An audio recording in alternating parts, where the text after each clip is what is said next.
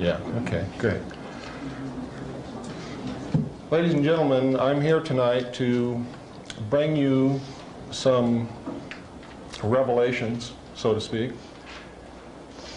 We've been asleep for many, many years, and it's time now for us to wake up.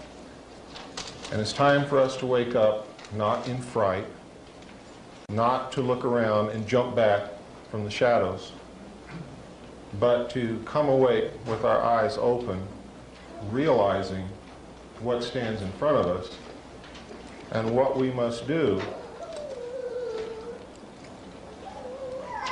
so that we can live our lives again in peace and tranquility. And we must, at all costs, guard against drifting back into the slumber that we have been in for the last 40 to 50 years, that has really created the situation that we find ourselves in today. We're going to be discussing a lot of subjects tonight, and I would like for you to hold your questions until the end, at which time I will be happy to answer them. The harder the question, the more I like it. There's no such thing as a dumb or stupid question. And while I'm imparting this information to you tonight, I want you to try to come up with questions to poke holes in it. And I'm going to answer every one of those questions, because when you leave here tonight, I don't want you to have any doubts in your mind whatsoever about the truthfulness of what you're about to hear. Because it is so important not only that you understand it and believe it, but that you act upon it so that we can do something about it.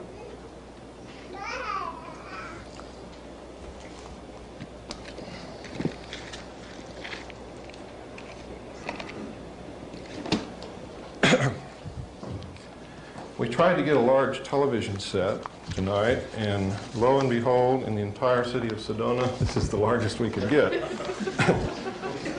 So if you'll bear with us, I'm going to be showing you some videotapes. Most of them we're going to play through once, because the audio will be enough for those of you who aren't able to see it from the back. When I get to the Kennedy tape, if you are unable to see what you need to see, after we play it the first time, let me know. We will then ask the people in the front to stand up and move back, and those of you in the back come forward. We will play it through as many times as we need to.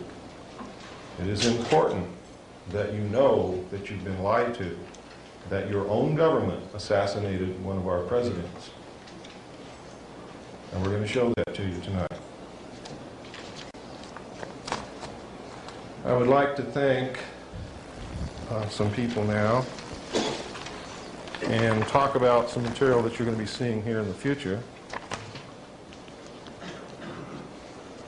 I would like to thank especially Eve Bruce, who through long-distance telephone conversations really started this rolling and was the one who put it together for you. I would like to also thank Mr. Ed DeMar, who was sort of in partnership with Eve to bring this about and did an awful lot of work on it, and who has written a book called Lèse-Majesté. It's by Ed DeMar, and it covers or concerns a lot of the material that I'm going to discuss tonight, and a lot of the things that Colonel James Boe-Greitz is talking about across the nation. I had read a good portion of Mr. DeMar's book this morning, and I have to tell you, it is one of the most in-depth, most well-researched, most well-referenced works of its kind that I have seen, and includes the best bibliography on this subject, which is available for all of you here tonight. You can pick up this bibliography from the table back here, and the reason we put it out for you to pick up is because most of what I'm going to tell you tonight, you can find out for yourselves through your own research. Most of the information that I'm going to give you is not secret. It has been in the public domain for many years. However, we have been extremely, trying to think of a nice word for it, but I can't. The word is really negligent. Asleep. We have abdicated our role as the watchdogs of our government. Instead of reading, instead of questioning, we watch television. We believe everything that Dan Rather tells us, amongst others. He is just one. There are many, and I'm going to tell you a little bit about that later, who lie to you every night on the 6 o'clock news and the 11 o'clock news. So that we get started off on the right foot, I'd like to preface my talk with something I think you need to hear to put you in the proper frame of mind and keep you, I hope, from becoming afraid. Fear is a worse enemy than any other thing that we have to face. Ladies and gentlemen, the world needs to hear the truth. It's long overdue. The world also needs more peace, compassion, and cooperation. We already have too much fear and confusion. And too many people are feeling hopeless and victimized. What is offered here is startling information.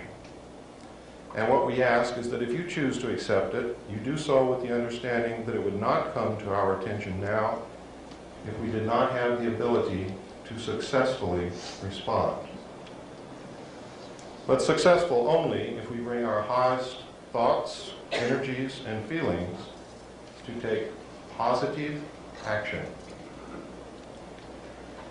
We are not here to create more confusion, fear, or negative energies of any kind.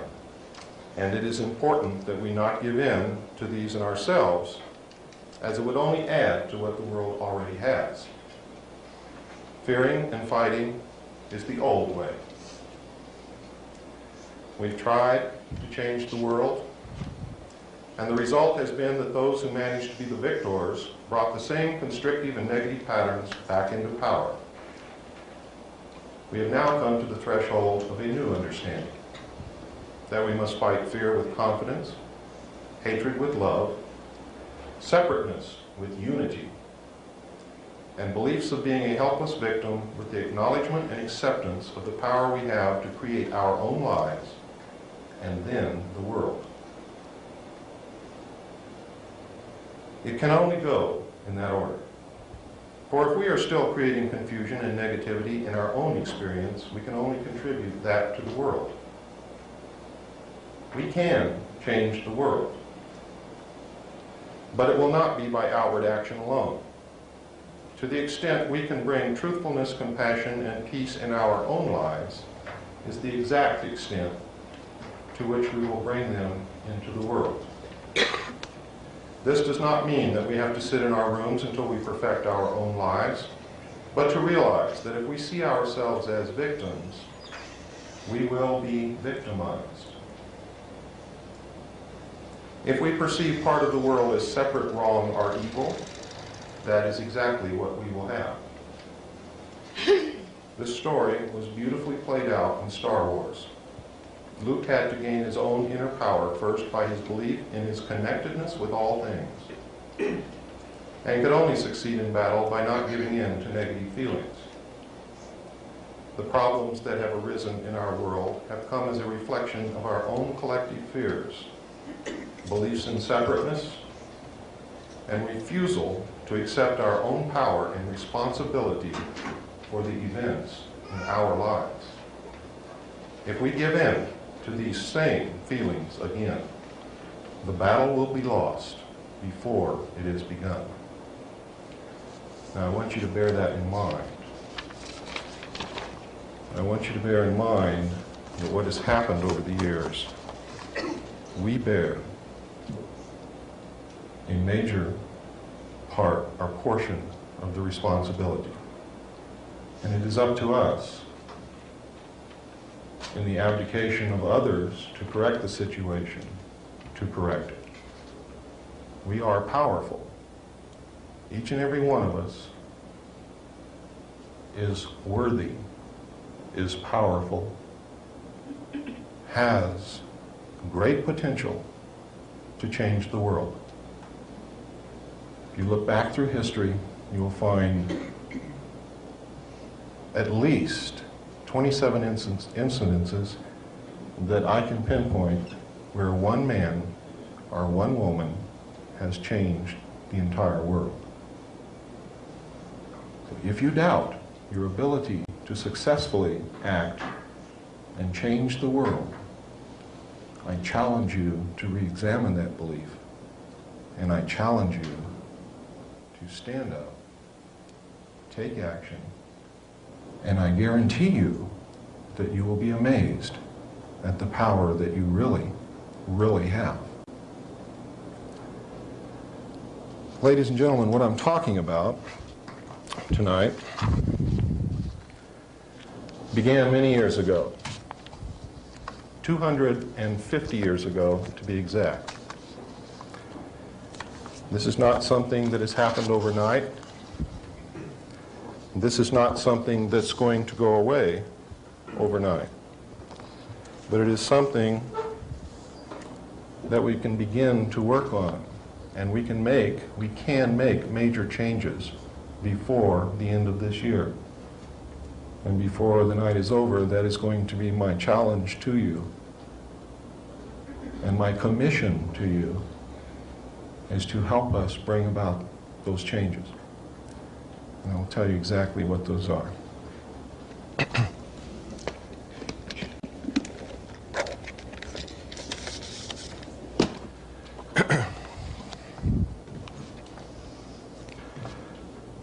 I'm going to brush over the brief history of this because what I want to do is get to the meat of the matter that's happening today, because that's really what concerns us. But you need to know how it all started. About 250 years ago, there was a man who was contacted by, you might call it a channel, you might call it an alien being, you might call it a spirit, whatever you call it. This entity that contacted this person set in motion one of the most far-reaching, longest-lasting conspiracies known to man. It began with the Illuminati. It began with the Illuminati right from the inception of the Illuminati as a plot to depose the rulers of the countries of the world, take down the national barriers, create a one-world government with the core members or executive members of the Illuminati at its head, concentrating the power of the world and the wealth of the world in their hands and subjugating the rest of the human race literally to serfdom. When the heads of the monarchs of the countries of Europe uncovered this plot accidentally, they immediately banned the Illuminati. They put a price on the head of the members of the Illuminati, and they quickly disappeared and took to the holes in the ground. They were sheltered by other secret groups. You will find that all of the secret societies that are concerned with this particular conspiracy, all through the years, always have levels of initiation for their membership. I'll explain to you why that is a little bit later.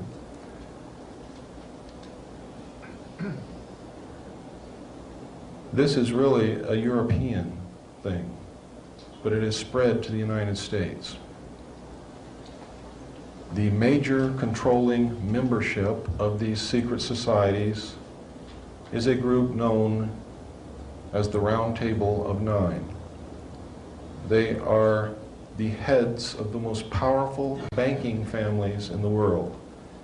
When you get right down to it, there are only 9 families who control the wealth of the world, and that is the 9 families whose heads make up the Round Table of Nine. Beneath the Round Table of Nine, there's an international organization known as the Bilderbergers. The Bilderbergers are a major player in this. Beneath the Bilderbergers, each nation has its own group. Most of the European nations look to the Club of Rome. In the United States, it's the Council on Foreign Relations, and in recent years, in our generation, the Trilateral Commission. You may not realize this, but they are one and the same. The Trilateral Commission branched off from the Council on Foreign Relations to give you something to hang on to should they lose political power. It is an old ploy. It's the same as in the playoffs for Major League Football. You have two teams and you play yourself. You cannot lose. That is the theory behind the split. Now that you know a little bit of the history, and not too much, because I really want you to go start reading for yourself, and you will find that there's plenty of material to give you food for thought, a lot of hours of reading, and a lot of productive research. Our story really started in around 1936, when Germany recovered a flying disc. It is not clear whether they entered into an agreement with the aliens and were given the disc, or whether they took the disc, or whether the disc crashed and they just came in possession of it. The method by which they did this is not clear. It is clear, however, that they had a disc as early as 1936, that they were attempting to duplicate the technology in an area known as Peenemünde. When we went into that area after World War II, and captured Peenemünde, we found safes, file cabinets, drawers loaded with documents on the alien technology and on the attempts to reproduce the technology. We found pieces and portions of hardware. We found some of the scientists in our sweep trying to recover them. Many of them, however, were captured by the Russians. Much of the hardware was also captured by the Russians, and the Russians may have captured the original disc, because we certainly didn't get it to my knowledge. Notice I say to my knowledge, because I was not privy to every scrap of information. When we found this at the close of World War II, we were extremely concerned. We didn't know what to do about it, but we immediately set the scientists about working on trying to duplicate the technology, or at least come up with it on our own. Most of it we did not have to duplicate until 1947, when, as you probably read or heard, or recently if you watched Unsolved Mysteries last Wednesday on television, you saw what was described as the Roswell incident. The Roswell incident is a true incident. It did occur. It occurred near the city of Roswell, New Mexico.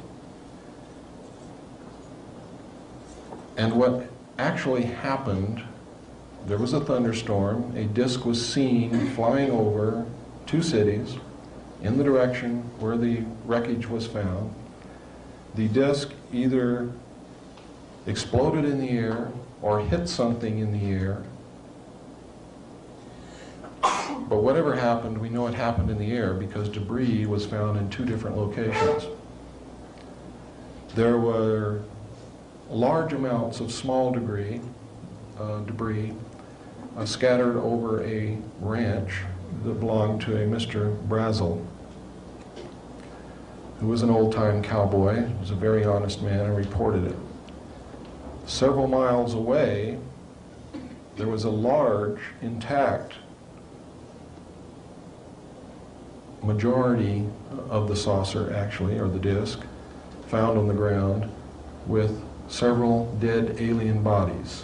The reason I say several is there are accounts that there were 4. I saw pictures of 3 of those dead alien bodies in a report called Project Grudge, which also included material from a report called Blue Book, report number 13. So, I'm not sure whether there were 3 or 4. I saw photographs of 3 of those bodies for sure. Really, it doesn't make any difference if there was 1 or 50. The important thing is that it occurred, and that there were dead alien bodies that were not of this world. The technology was not of this world. We could find nothing within that craft that we knew anything about. We could not find electrical wires, we could not find vacuum tubes, we could not find hydraulic actuators, accumulators, control valves. We didn't know what made this thing tick. Immediately, it was classified secret. It was carted away. The press was told, first, that they had recovered a flying saucer. Second, that no, it wasn't a flying saucer, it was a weather balloon. When the local newspaper tried to put it out on the wire service was interrupted, and a message came across the wire to the local news service stating that they were to cease transmission immediately. What they were transmitting concerned the national security. The message was from the Federal Bureau of Investigation. And this is documented. The witnesses are still alive and have so testified to this fact. What happened over the next several years, really that's the most important thing that initially happened. The second most important thing that happened, and there were other crashes in between, the second most important thing that happened is that we found 2 discs in the vicinity of Aztec, New Mexico in 1948, which contained human body parts. Now, this caused the classification to go from secret to way above top secret, because there was a great fear of a national panic. Now, this was before they ever did a study to determine whether or not they believed the populace would panic if the information that aliens were here was disseminated. But they knew that if they told the public, or if it got out to the public by some means, that aliens were not only here, but were flying around in craft which contained human body parts, that's another story altogether. Now, I don't want you to get real concerned about this, because your chances of being affected by it personally are extremely remote. The next really important occurrence was the fact that in 1949, again near Roswell, 2 discs crashed. They recovered 5 alien bodies from these discs, and in combing the area to make sure that they had recovered all of the wreckage and everything that they could so that the public would not be able to discover anything, and so that they would have everything with which to gain knowledge and technology from, they scoured the area by foot patrol, by jeep patrol, and by aircraft reconnaissance, and discovered an alien live from the crash wandering in the desert. They captured him. He was designated EB, extraterrestrial biological entity. EB was taken to Los Alamos, where he was placed in a Faraday-shielded environment because he had the ability to read the thoughts and transmit thoughts to people outside of where he was being held captive. He also had the ability, through a device that he wore around his waist, to literally walk through walls. Now, we know through our own study of science that this is not far-fetched. We know that mass, or matter, is made up of molecules which are made up of atoms, and in between these atoms there's quite a large space on that scale, and in between the molecules there is a large space on that scale also. It's much like being out in space and looking at the solar system. If the sun and each of the planets, if you were to consider them to be molecules, if you could get way down microscopically and look inside your own hand, you would see much the same thing. There are large spaces between them. They're held together by a force or an energy, which we know very little about. With the proper technology, you could literally put your hand through your other hand if you knew how to do that. The aliens apparently do, because they can not only walk through walls, but they are apparently able to abduct you from your bed in the middle of the night and lift you out through your ceiling without opening any doors, without lifting the roof, without opening any windows, and you pass right through it with no ill effects, and they can put you right back down in your bed in the same manner. Now this sounds totally insane, doesn't it? Doesn't it really? Because I have to tell you, quite frankly, when I was reading this material, and when I was studying the abductee reports, and when I first came across this, I thought it was crazy. I thought it was insane, until I realized that it was absolutely real. I want you to also bear in mind, ladies and gentlemen, that it was not too long ago, and it really wasn't too long ago, that if you mentioned to someone else that in a few years man would be flying through our own atmosphere, you would have been laughed at, ostracized, and probably kicked out of town.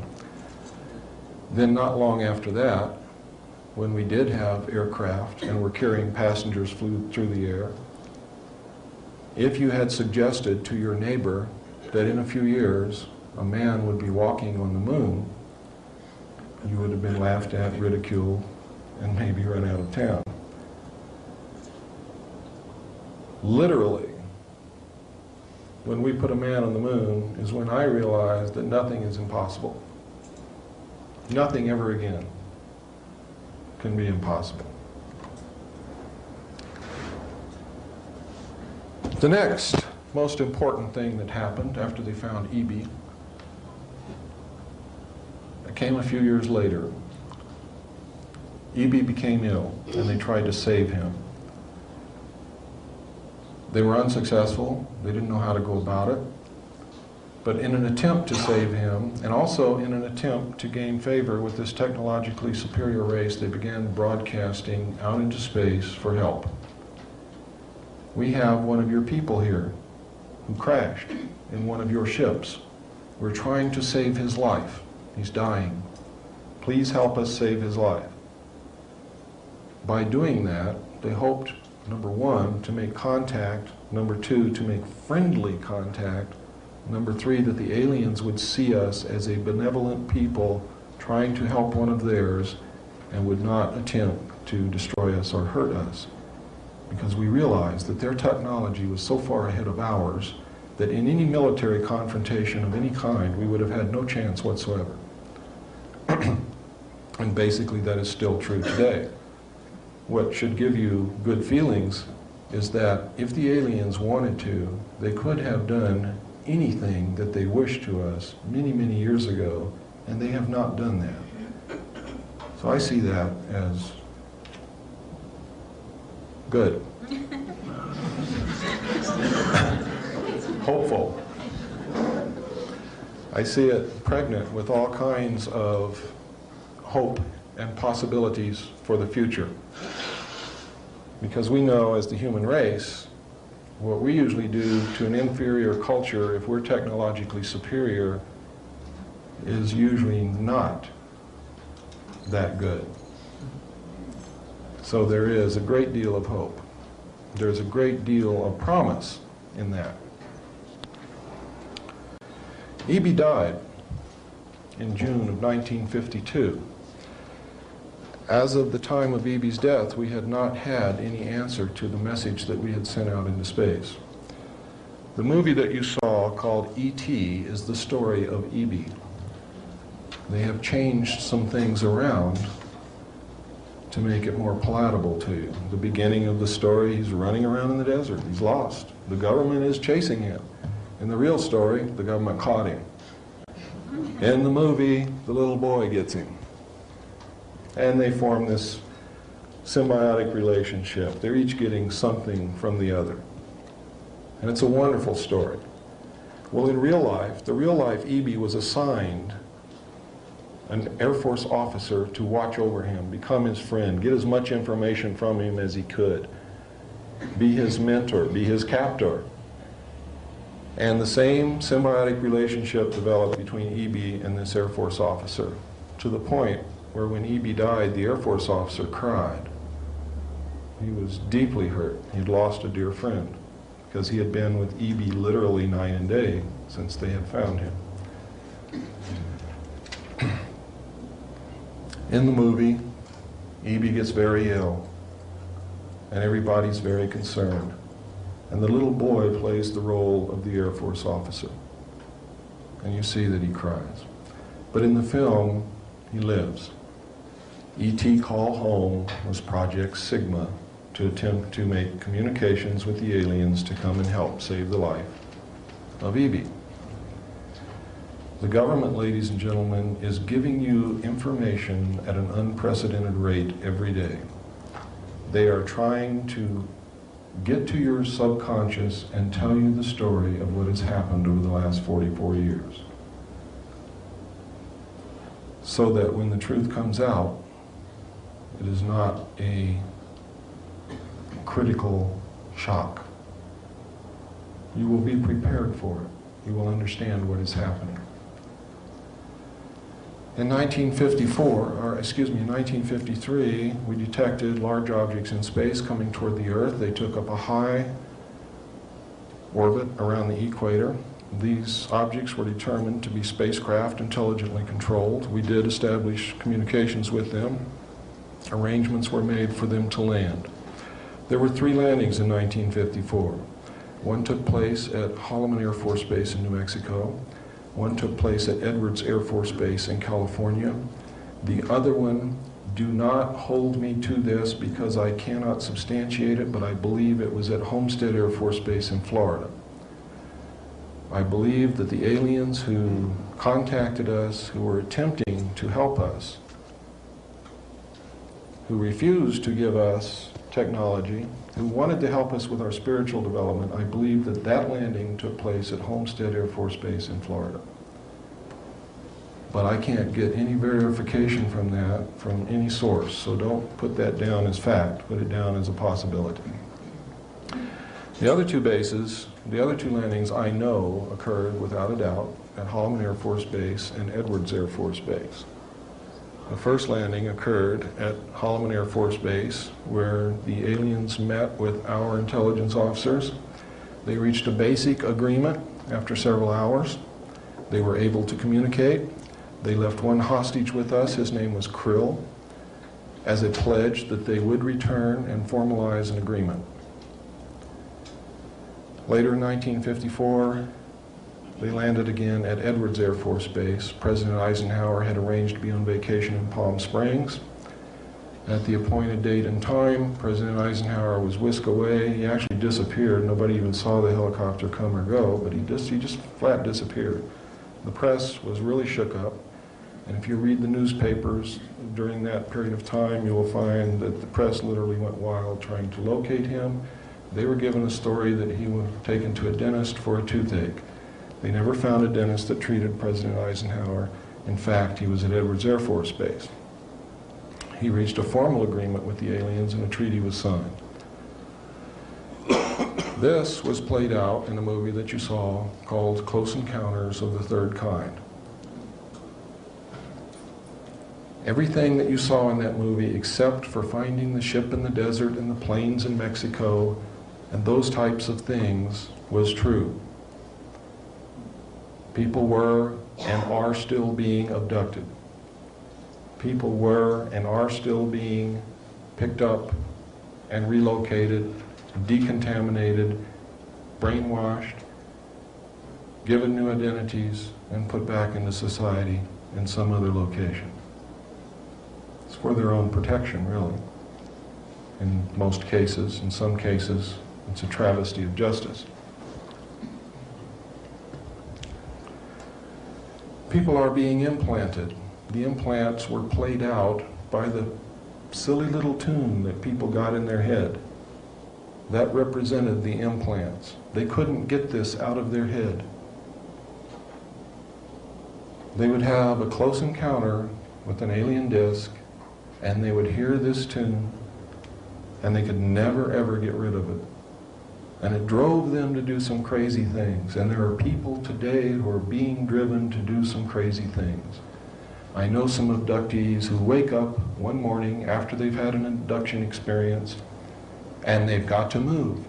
And they've got to move to a specific place in a specific state, and they've got to do it right now. And they don't know why. And they've never been there before. And they have no friends there. They don't even know what the place looks like, but they get all their kids, they pack up, and they leave, and they go to Sedona, Arizona.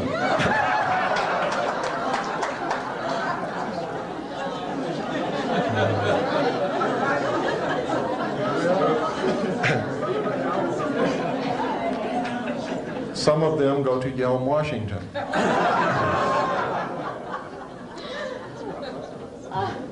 There are areas in the United States where people are being driven to. They don't know why they're going to these places, but they're going there. Usually they have been abducted. Usually they have been implanted. Well, let me take that back. I guarantee you that everyone who has been abducted has been implanted. And the time that I saw the information between 1970 and 1973, the official Office of Naval Intelligence figures was 1 in 40, which works out to 2.5% of the population. How did they get these figures? It's very simple, ladies and gentlemen. At that time, they still had the draft. At that time, they had draft quotas from every state representing a certain percentage of the population. A certain percentage of the population of young men had to be drafted according to the percentage of the total population that lived in that state.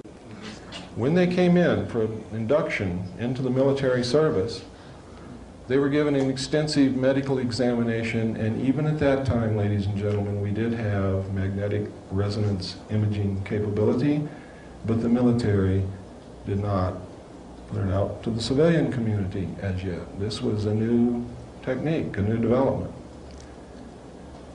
They found that according to the number of implants they found in the military inductees, based upon the percentage of the population of that state from which they were taken, that the number of people in the United States who had been implanted was 1 in 40.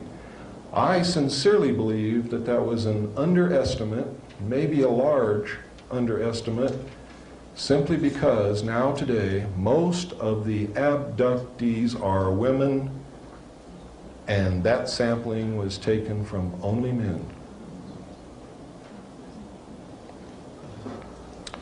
Why they're mostly women, I don't know. It has something to do, I do know, and this may not be the only reason, and that's why I say I don't know what the whole reason is.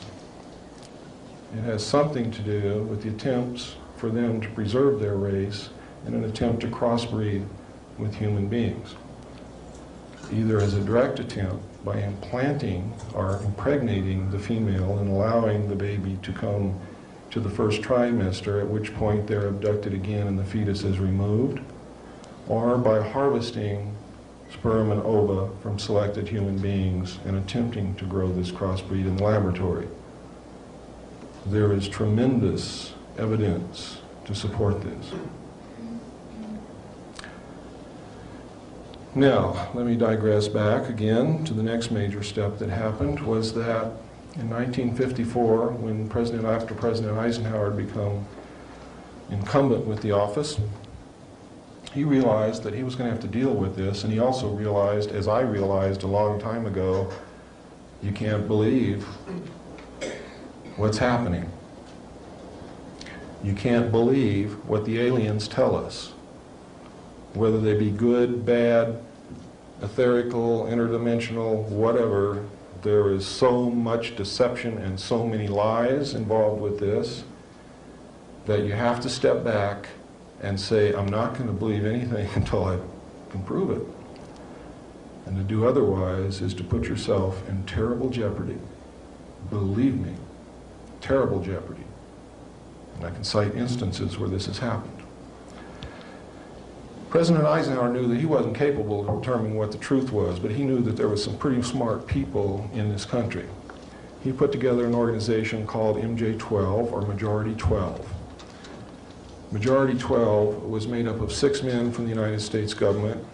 Those 6 men were Nelson Rockefeller, who represented the President, who was the Secretary of State, the Secretary of Defense, the director of the CIA, the director of the FBI, and the chairman of the Joint Chiefs of Staff.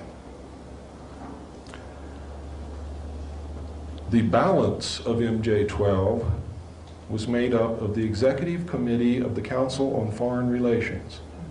Now, it is extremely significant that you understand that the first 6 members from the government, along with President Eisenhower, were also members and longtime members of the Council on Foreign Relations. They believed in that organization. They believed in its goals, which was one world government. Now, secretly, this was known as Majority 12. It was called MJ-12 in correspondence. When they addressed correspondence to each other, they did not address it to MJ1 to MJ6. It was J1 to J6, because secretly they were known as the Jason Scholars amongst themselves. Publicly, they were known as the Committee on the Clear and Present Danger, and to my knowledge may still be known as the Committee on the Present Danger.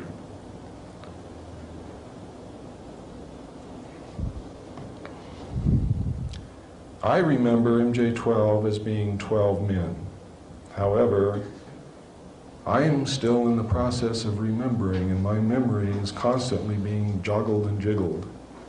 And one of the reasons I may have remembered it as being 12 members on Majority 12 is that they had to have a majority of 12 votes to carry anything into action. Thus Majority 12, thus Operation Majority, thus the Majority Agency for Joint Intelligence. That's where that name really came from. Which means they literally had to have the vote of every member on it if there were really 12 members.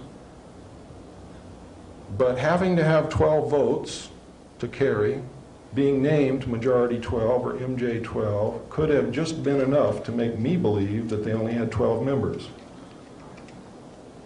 My memory is beginning to joggle now, and I'm starting to believe that maybe there was first 6 from the government and 12 from the Executive Committee of the Council on Foreign Relations, and that there may really be 18 members on MJ-12.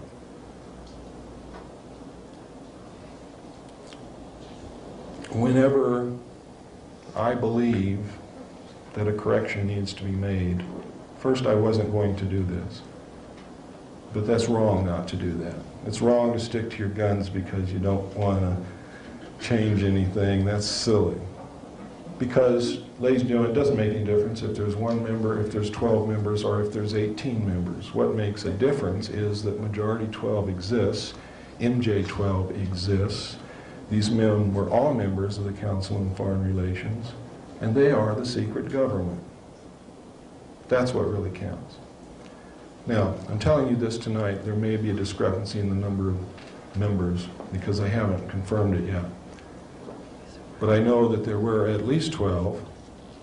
Everything else that I've told you about them is absolutely true. But there may just possibly have been as many as 18. When President Eisenhower put this group together,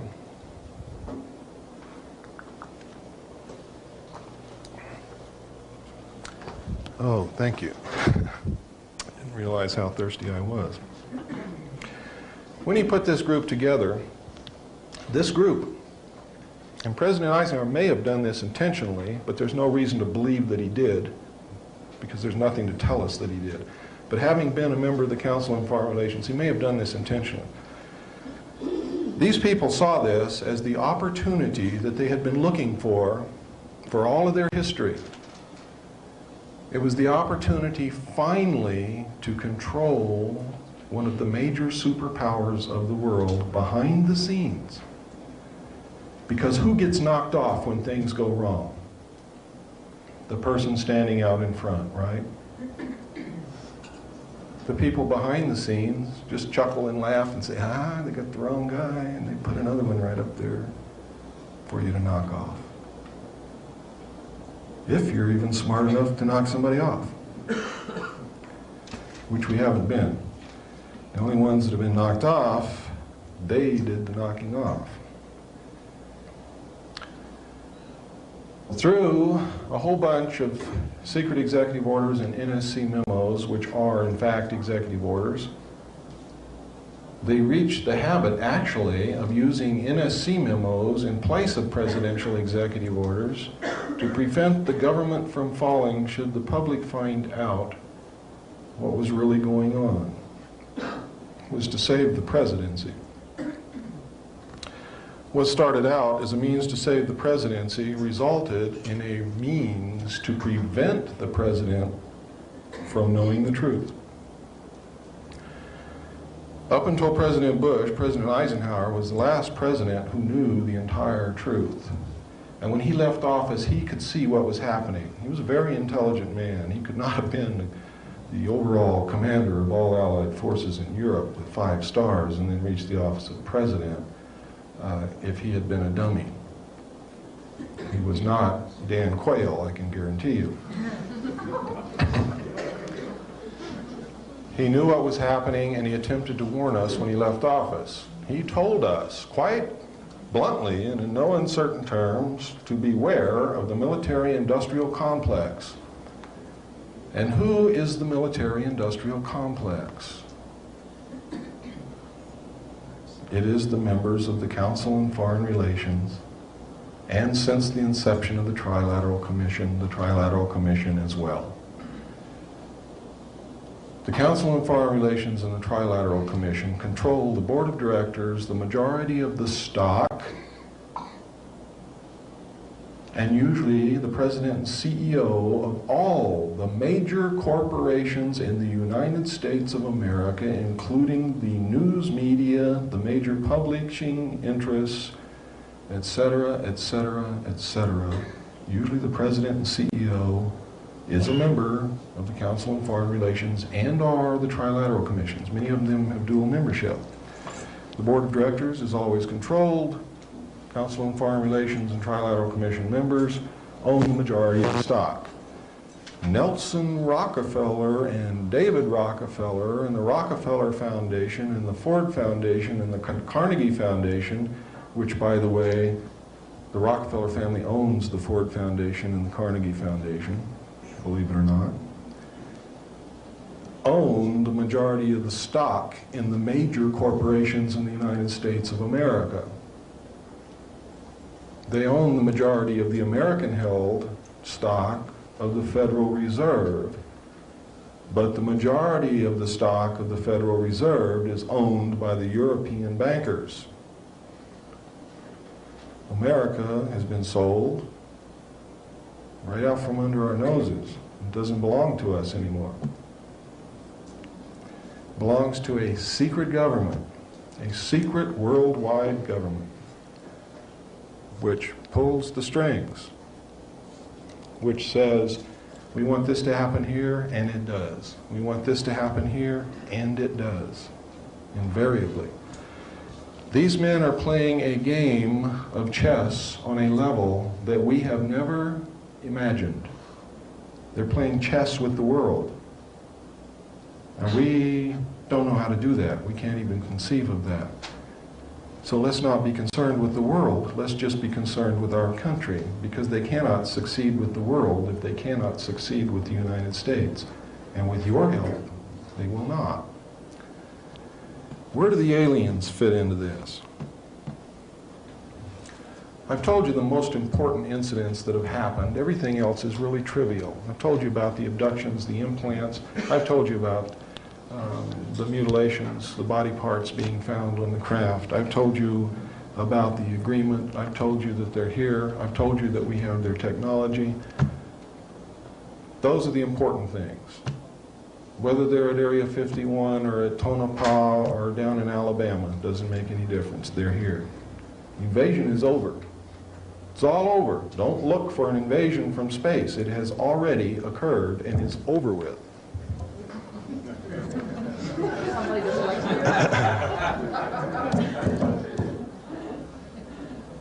So we don't have to be concerned with that. One of the things that the secret world government is going to attempt to do to get you to accept their new world order is they're going to try to scare the hell out of you with a fake, phony landing where they're going to say, oh my God, there really are ETs. It's going to be covered by the media of the world.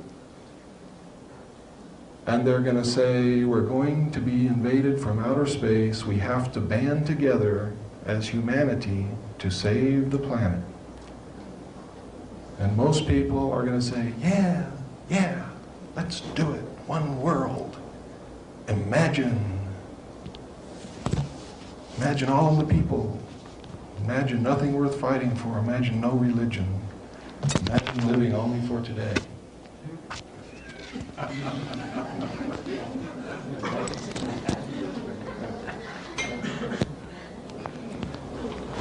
These events are always fun and unpredictable.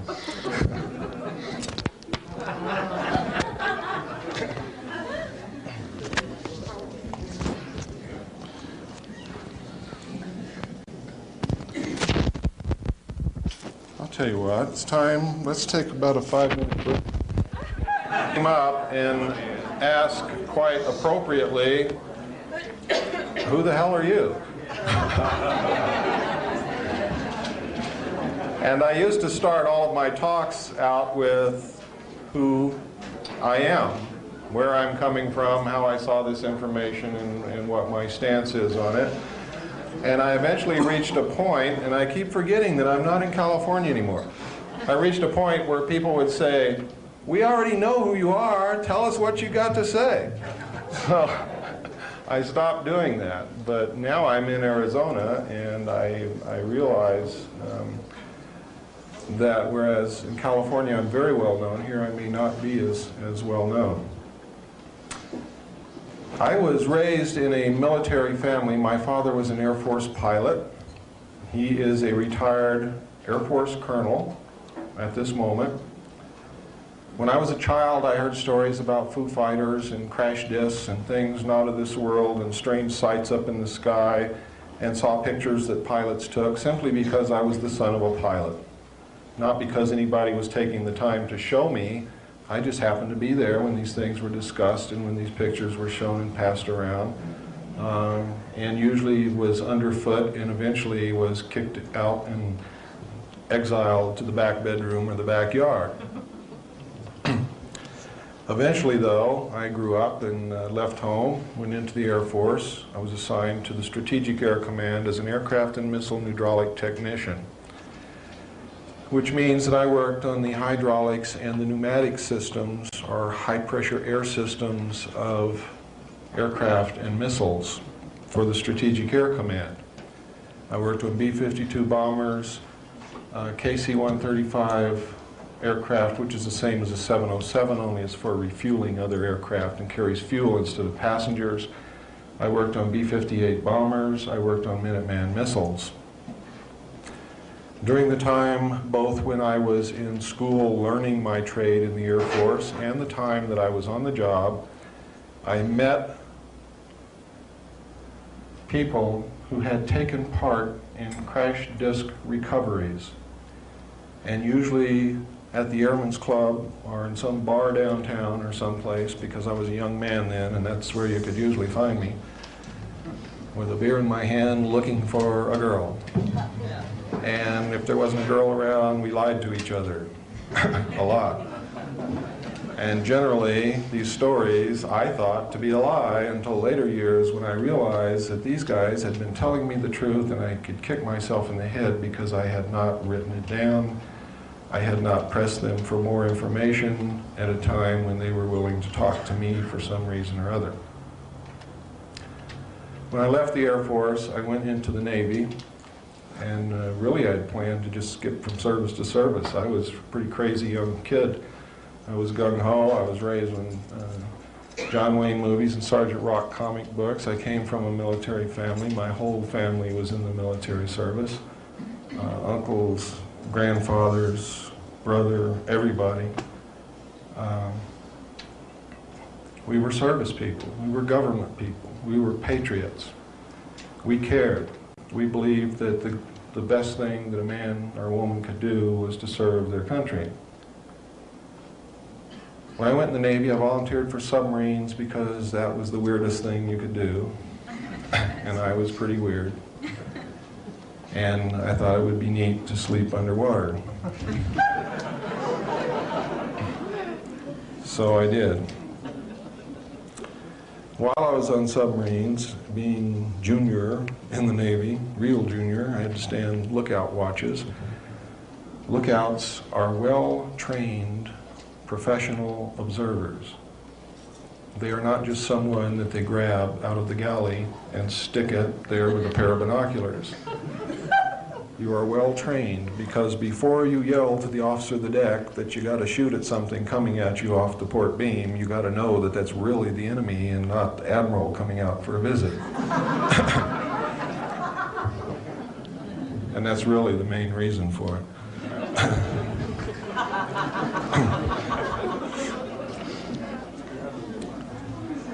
So we were trained observers.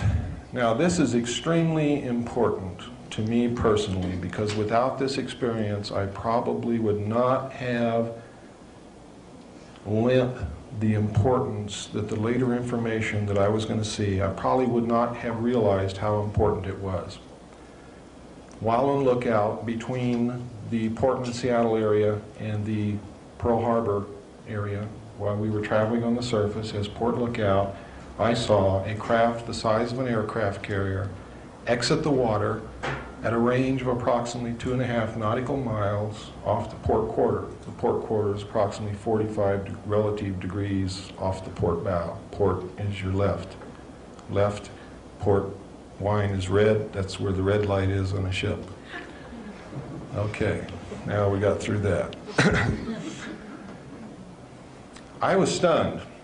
I knew that I had just seen something that was absolutely incredible, and nobody in the world would believe that I saw it, and nobody else saw it. And I was faced with the dilemma. I'm the port lookout. Something just came up out of the water that could destroy us in a second. It was a machine. It was intelligently guided. I knew this. It was as big as an aircraft carrier. It was the most important, earth-shattering thing that had ever happened to me in my life, because I saw it, I realized what it was, I knew I wasn't dreaming, there was nobody around who could be manipulating me in any way, shape, or form, and it was my responsibility to report this. Are you kidding? I'm going to tell the man who writes my performance report that I just saw this thing come out of the water? You got to be nuts. But I had a responsibility to the safety of the ship, the boat, which we call submarines, boats, not ships, to the boat and to the crew. So I had to devise a method to report this, and what I did was I told the officer of the deck, Ensign Ball, I said, Ensign Ball, I saw something about 2.5 nautical miles off the port quarter, but it just flashed and I don't know what it was. Could you please help me scour that area to see if we can find it again? Now, I didn't really believe that this thing was going to show up again at all. Well, the starboard lookout heard this conversation, and he turned around and started looking too, which he shouldn't have done, because you're never supposed to desert your own field of responsibility, but he did. At about that time, the object came, or this object or another one just like it, came back down out of the clouds and entered the water. Ensign Ball dropped his binoculars, dropped his jaw, and turned around and just stared at me and didn't say a word. And then he turned back around and he just stared off into space for a couple of minutes. And then he turned around and looked at me again. And he said, "This had to happen on my watch."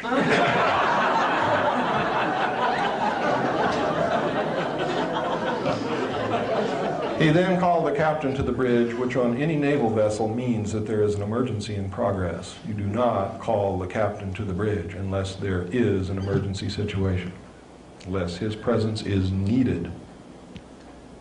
If you call the captain to the bridge and his presence is not needed, you are in deep, deep, deeper than the submarine will dive to, trouble.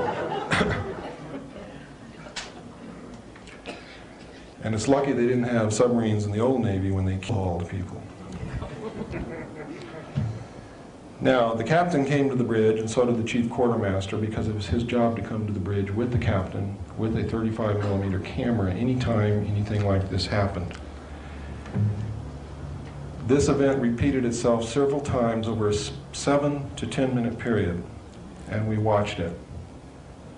They would exit the water, go and disappear in the clouds, and then another ship, or the same ship, would re-enter the water.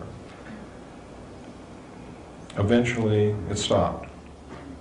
We were told by the captain before we left the bridge, not to discuss it with the other crew members, that it was classified top secret, and that we were never to mention it to anyone. Now, the crew knew about it. How they knew about it, I don't know, but I suspect that it was picked up on sonar and radar also, in which case the sonarman and the radarman would know about it too. And I believe that is what has happened, and I believe that they were also told not to talk to anyone. But several crew members came up to me and wanted to know if we really saw a UFO, and I told them that I was not allowed to discuss what happened, and I didn't know what I saw anyway. So that was the end of that. I did tell a good friend about it years later. When we arrived in Pearl Harbor, an officer from the Office of Naval Intelligence came on board and debriefed each one of us independently of the others. I do not know what went on in the debriefings of the other personnel involved, but when I went in, he began to ask me what I saw.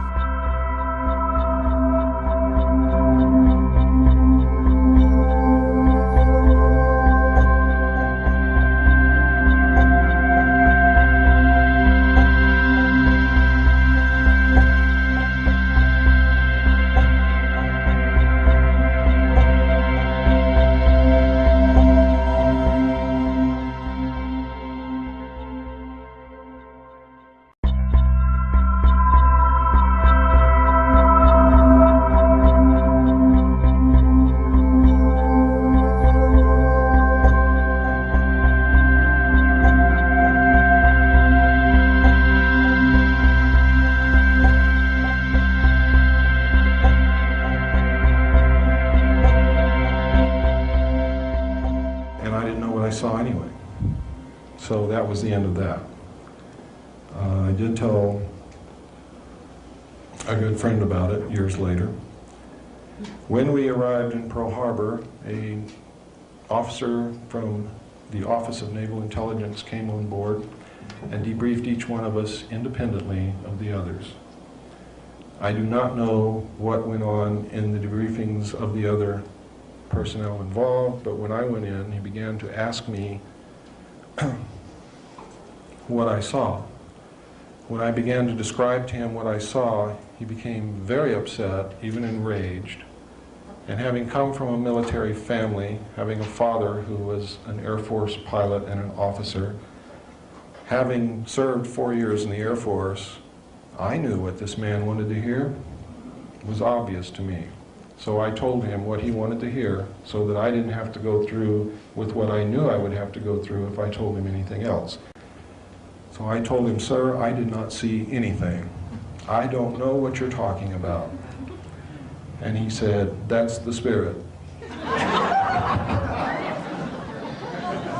I had to sign a security oath. I was dismissed, told that I was a good sailor, had a good future with the Navy, and I left. On the way out, Seaman DiGirolamo was braced up against the bulkhead in the passageway, and I whispered to him, "Tell him you didn't see anything."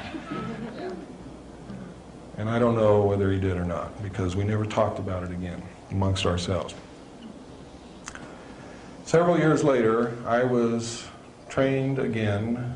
Well, in between this, I striking is what you call trying out for a certain particular job. I was striking for quartermaster, which is navigation. It's where you navigate whatever ship or vessel you're on. I made it, was promoted to third-class quartermaster. Eventually was promoted to second-class quartermaster.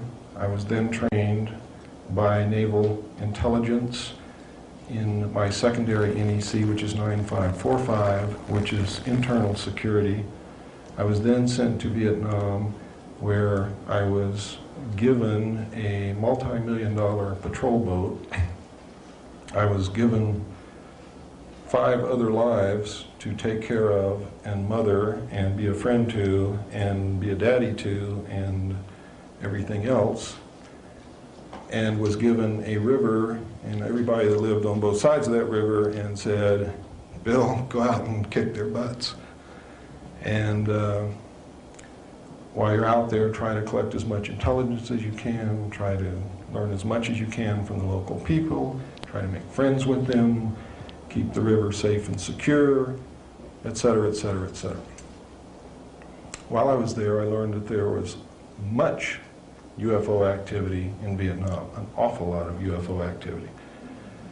They were called in official reports helicopters, enemy helicopters. Well, anyone who knows anything about Vietnam, if you look in documents released about Vietnam under the Freedom of Information Act, you will find many reports of any enemy helicopters attacking our troops, attacking the enemy's troops, taking villagers away from their villages. The truth is, ladies and gentlemen, North Vietnam had no helicopters, period. It was really UFO activity.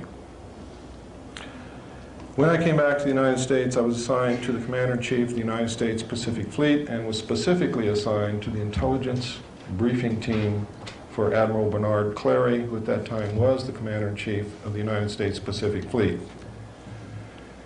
While serving in this official capacity, I had occasion to prepare briefings on flaps. You know what a flap is? I mean, something's happening right now, and it's very important, and everybody's concerned about it, and all the admirals are in the command center, and they want to know what the hell is going on, and they want up-to-date information, and they want the plots correct, and they want to know who's over here, and what's the closest ship, and how fast can we get a United States Marine unit there. That's what you call a flap. In other words, everybody's throwing it all in the fan, and it's all coming out on me and the other people who were with me. It was our job to provide this information on a 24-hour basis. And specifically every day, we would come in very early in the morning, about 4 a.m., and we would prepare a briefing which took place at between 8 and 9 o'clock whenever the Admiral was ready, because we didn't tell him when to be there. He told us when he was there, and when he was there, we had to be ready. Between 8 and 9 o'clock, usually, we would present a briefing to the Admiral and his chiefs of staff. Now, you have to remember that this man had reason to know what was going on in half of the world, because he's literally responsible for the Pacific Ocean and the Indian Ocean and everything in between, including the land masses. In case of a nuclear attack or a nuclear war or any kind of a war, it is the United States Navy that will deal the primary blow to the enemy, will deliver the war to the enemy first, and will usually carry it through to the end.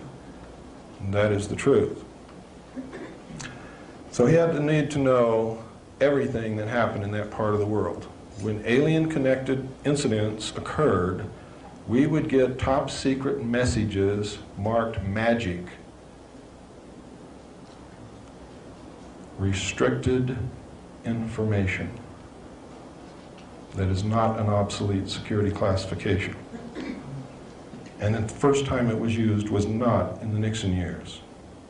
It has been used on alien-connected material since the beginning. So don't believe everything you hear. When we got these messages, usually all hell would break loose. It was of the utmost importance.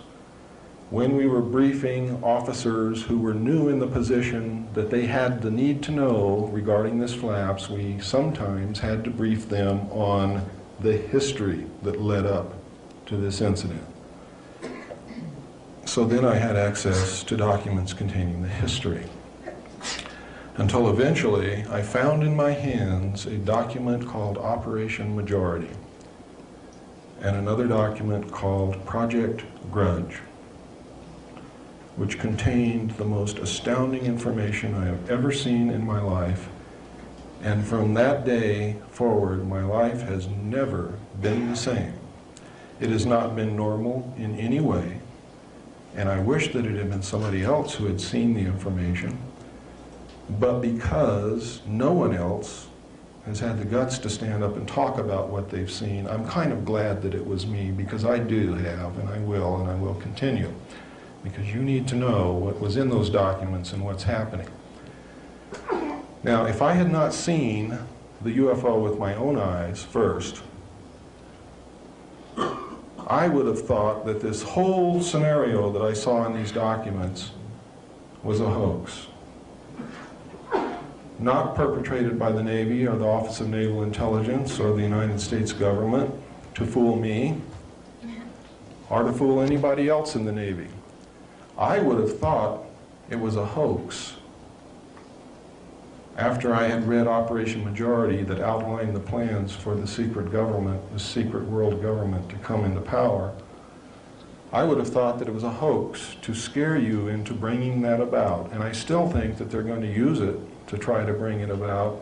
And I want to warn you beforehand not to believe a word they tell you when they tell you there's going to be an invasion from outer space.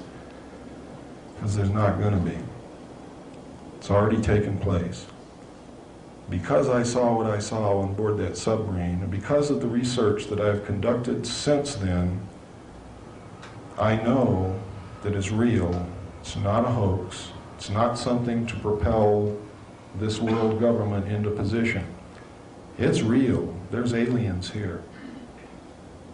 They're just as real as you and I. And I'm here to tell you about it. And there are other people talking about it, and there have been throughout the history of this thing, only, especially in the early years, anybody who tried to talk were killed, were sent to mental institutions, just flat disappeared, and they never knew what happened to them. Or all of a sudden, Joe Blow was working in a garage, and now he's got a nice job in the government, making 3 times what he was making in that garage, and he doesn't talk to you anymore. Those things were commonplace. They have still been commonplace up to the present time, except in recent years, people are starting to learn how to prevent it from happening. And one of the ways is you get squarely in front of the public and you stay there. Because I'm going to tell you this right now, and you can bank on it. You watch me every day of my life. If anything happens to me, you don't have to do any more research. You know damn well everything I'm telling you is true. And they don't want you to know that.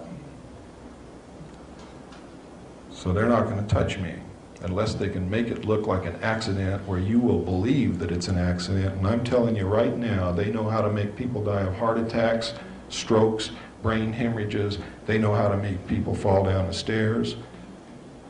They know how to make people commit suicide, or at least look like they committed suicide. And if you don't believe that, look at what happened to the 20 material witnesses who were close enough to the car to see William Greer shoot President Kennedy within 2 years of the time it happened. They're all dead. The odds of them all being dead is something like 300,000 trillion to 1. Some of them apparently, I say apparently because that word means that's what it looks like, committed suicide. One died of a karate chop to the neck. Several of them had heart attacks, etc., etc., etc. One man hung himself. They were all murdered. All of them. They were murdered by the Central Intelligence Agency. William Greer was the assassin who killed President Kennedy. He was a Secret Service agent. I'm going to show you the film here shortly. Many of you wonder, well, if that's really true, how come Jackie Kennedy never said anything? If the Secret Service, the highest protective body in the United States assigned to protect the President of the United States, just shot President Kennedy, who in the hell is she going to tell? Me? I can't do anything except tell you. The FBI? J. Edgar Hoover is one of the men who ordered his assassination. He was a member of MJ-12.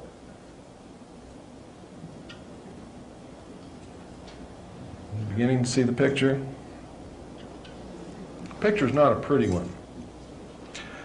What has happened is these men who throughout history have been trying to figure out how they can control the world, all of a sudden discovered how they could do it. In 1952, President Truman, together with the heads of state of the European nations and the Soviet Union, formed what is known as the Bilderbergers, to coordinate the international efforts to protect the world from an invasion from outer space, should these aliens turn out to have that as their ultimate goal. The Bilderbergers, as MJ-12 did, soon learned how to wrest power behind the scenes and use the world banking families to manipulate and leverage these nations so that they are really in control of the world, and they are headed by the 9 heads of the families that own most of the wealth of the world, known as the Round Table of 9. Under them, each nation has a group of men secretly controlling that nation. And I don't mean every nation in the world, I mean the nations that count, the hard currency nations, have an organization which is a sister organization to MJ-12 within that country's respective government. How does this work, you say? How can a secret organization such as MJ-12 control the government? It's very simple, ladies and gentlemen. If you will remember that President Eisenhower formed this secret group in 1954. He was the last president who knew everything. They began in 1954 to issue secret executive orders in the form of NSC memos to wrest power away from the president and effectively isolate the president. They took the power to appoint appointees in the government away from the president. And if the president wants to appoint someone whom they don't want him to appoint, they have a way of embarrassing the president to get him back into line, or getting rid of him altogether, or making sure that he doesn't get elected if he's not willing to play the game. The result has been, ladies and gentlemen, that today every major member of the United States government is a member of the Council on Foreign Relations and the Trilateral Commission, or the Trilateral Commission, but usually the Council on Foreign Relations and the Trilateral Commission. They usually have dual membership. Every one of them, not just a few. You see, it started off in 1954, there were just a few. Truman's years, there were hardly any. Eisenhower got in, he was a member of the Council of Foreign Relations. He appointed some. After that, when they took the power to appoint on themselves, they told the president who to put in those positions, and that's who got those positions. And today, the Council on Foreign Relations and the Trilateral Commission is the government. The government is not representing us. They are representing the Council on Foreign Relations and the Trilateral Commission and the secret world order. Please, when you go out of this room, look it up yourself. Because if I hear from you that you don't believe it, I'm going to say, did you check on what I said? Did you go to your library? Did you pick up the bibliography that we left for you on that table? Did you go read those books? If you tell me no, I don't want to hear what you have to say anymore. Because I can bring you a message, and I can tell you what that message is. I cannot march into battle by myself. I will be literally creamed. You must be beside me as I march. As Colonel Bo Greitz marches, as John Lear marches, as Bill English marches, as any of the other true patriots in this country are marching to try to clean up our government. Because we can't even begin to deal with an alien force because we don't have the power to make treaties. We don't have the power to make agreements. We don't even have the power to sit down and hold a discussion.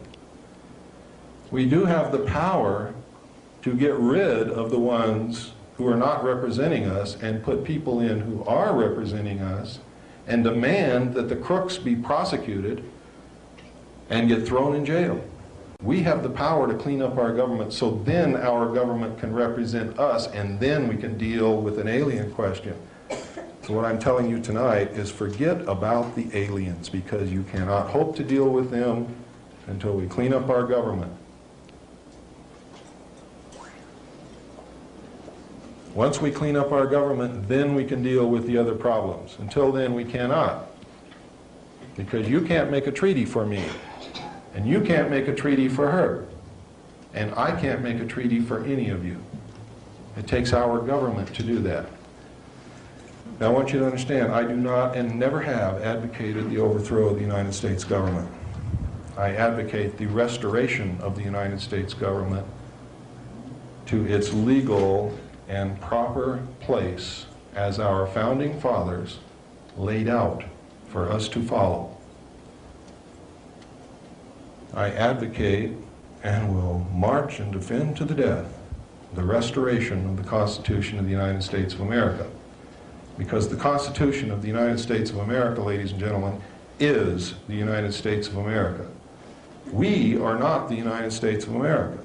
The state of Arizona and the state of Mexico, or New Mexico, is not the United States of America. All of the states and all the people together are not the United States of America. The United States of America is and only is the Constitution of the United States of America. That document is the only thing that keeps you free. That document is the only thing that gives you freedoms and guarantees them. That document is the only thing that keeps people from taking your freedom away from you, along with one of the clauses that they gave us in that document, which was the right to keep and bear arms. And I know that that issue is controversial, but let me explain to you why it is in the Constitution.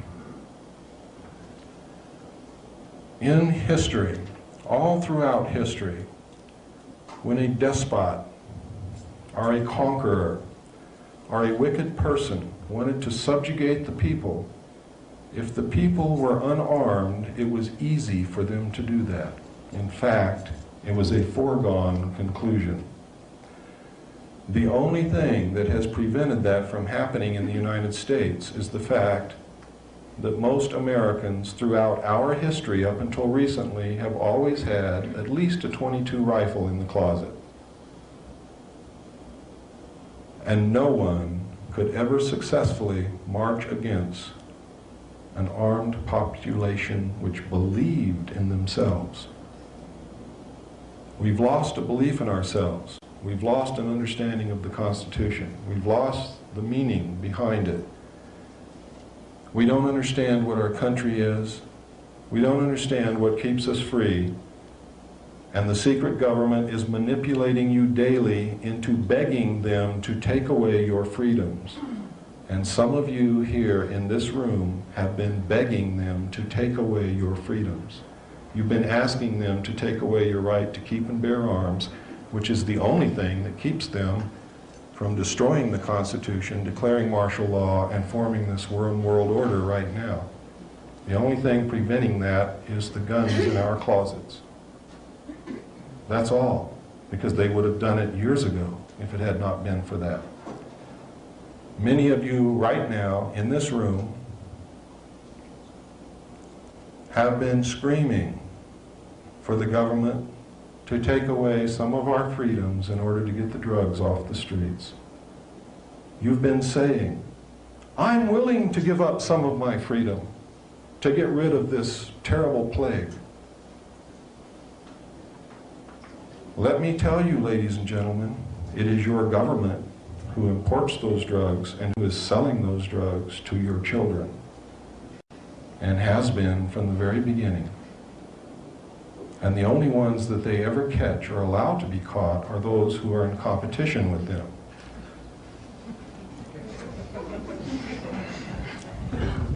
This operation was put into place in the late 50s. It was organized by George Bush in cooperation with the CIA while he was president and CEO of Zapata Oil. Their plan was to bring the drugs in from Central and South America to the offshore oil platforms of Zapata Oil, from there to bring them into the United States by the normal crew conveyance and helicopters. Therefore, they would not have to undergo inspection by custom officials or law enforcement agencies of any kind. And it's been going on ever since. Today, the drugs do not enter this country by the little planes that they would have you believe on the 6 o'clock news, nor by the little boats that they say are speeding across the Caribbean. The Coast Guard, ladies and gentlemen, and the United States Navy are not inept. Every aircraft that approaches the borders of this country from any direction is monitored minute by minute by the North American Air Defense Command. The drugs, ladies and gentlemen, are brought into this country on CIA proprietary contract aircraft and military aircraft, and land on CIA facilities in the United States and on military air bases, and Homestead Air Force Base is one of those bases where those planes land. Recently, Colonel James Bogreitz, in the last few years, went to the Golden Triangle area to try to bring back American prisoners of war who we know are still being held. We've always known it. The government has known it. They have misused the Office of Prisoner of War Accountability to transact these drug deals. So they don't want the prisoners of war to come home. Well, we didn't know that until Bogreitz went over there and talked to a gentleman by the name of General Kunsa, who is the drug overlord of the Golden Triangle. I've talked extensively with Colonel Greitz about this. I have all of his information. And coupled with mine, it paints a very bad picture. General Kunsa says that every year, government agents, high-level government agents, are purchasing 800 tons of pure heroin and shipping it into this country from him. He wants to stop it. He is willing to stop it. He wants us to give him a crop substitution program so that his people do not have to raise poppies and process heroin in order to survive. He wants to become a recognized, real nation rather than an illegal group of bandits living in the jungle. And George Bush and the United States government says there is no interest in doing that here. He's willing to stop 800 tons of pure heroin from coming into this country every year, and George Bush says, we're not interested in doing that here. Furthermore, we're not interested in hearing who these government officials are that he says he's selling these drugs to. Furthermore, Colonel Bogreitz, if you don't shut your mouth, we're going to lock you up in a federal prison and you're never going to get out. And they tried. You see, it was the United States government that sent Bogreitz to Southeast Asia to bring prisoners of war back. Colonel Bogreitz is the most decorated man to come out of Vietnam and one of the most decorated heroes that this country has ever had. They sent him in there because of that, and they gave him a lot of press. And every time he went in, they warned the enemy beforehand, usually by Radio Free America, in their own language, warned them by name who was coming, how they were coming, what route they were going to take, so that they would not be successful. But it made the administration look good because they were sending somebody over there to do it. But every time he went, he had to use a phony passport that the Department of Defense gave him to use to accomplish his mission. So I'm going to show you a short tape right now. I want you to pay a lot of attention to this, please.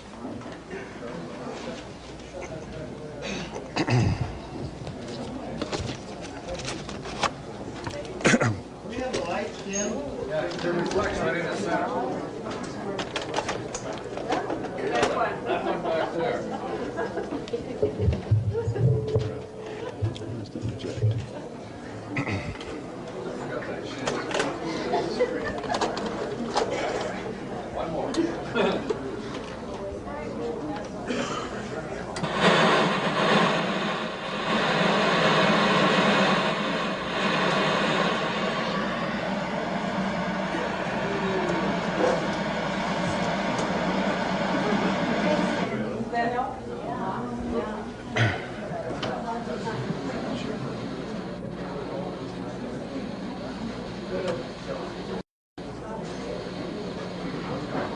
April 18th, 1989, what many Americans regard as the most important trial in the United States began with little fanfare in Las Vegas, Nevada federal court. Although it was well covered by the local media, in stark contrast to the Oliver North trial, the national print and broadcast media were conspicuously absent. It was almost as if an invisible dome had descended over Las Vegas to prevent any satellite uplink from reaching the rest of the nation. For nearly 2 years, Lieutenant Colonel James Bo Grites had been under indictment for misuse of a passport. The charge had been leveled at Grites as a result of a trip he made to Burma in 1986. U.S. government prosecutors have contended that Grites lacked official sanction for his activities in Southeast Asia in pursuit of American POWs and missing in action. Grites, one of the most highly decorated Green Beret commanders of the Vietnam era, has countered that he has been so charged in order to shut him up about his discovery in the Golden Triangle headquarters of General Kun Sa that high-level U.S. officials and intelligence operatives have been actively involved in massive drug smuggling for over 20 years. The financial support was controlled given by Richard Armitage to federal who stayed in Vietnam at the time. And after the Vietnam War, Richard Armitage was a prominent narcotic personnel, prominent trafficker in Bangkok. Yeah, after the Vietnam War. Countless attempts to place this evidence before Congress and the national media have been met with responses ranging from polite rebuffs to outright refusal. Repeatedly during the course of preparation for the trial, the 3 successive U.S. attorneys prosecuting the case stated that they would drop the charge if any evidence of official sanction for his travel had been presented. Although Grites had offered testimony from several witnesses, including U.S. officials, verifying this, the judge attempted to exclude such testimony in preliminary hearings, even to the extent of issuing a gag order. To most knowledgeable observers of the case, it had become very clear by the start of the trial that this was indeed an official effort directed at the highest levels of the U.S. government to railroad Grites. We think that Bo Grites is right, and that these charges against him are unjust. He's a great American hero. The government says this case isn't about politics or foreign policy, but Grites and his attorneys are trying to prove otherwise. I'm glad to get some facts before the public.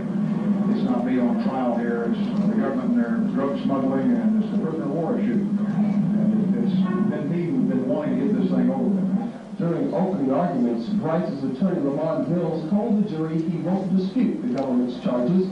Mills admits Grites did use a false passport when he returned to the country in late 1986, but he says the real story is why he did it. Grites maintains the government sent him to Southeast Asia on a mission to find POWs, but the White House and the Pentagon deny any involvement. I wanted to go to trial because this story needs to be told. I felt through a jury trial, a public trial, that the plight of the prisoners of war might be focused upon, and government involvement in drug smuggling to promote covert operations that Congress will not approve of should be focused upon. The U.S. attorney says the case is not about politics, but about the simple misuse of a passport.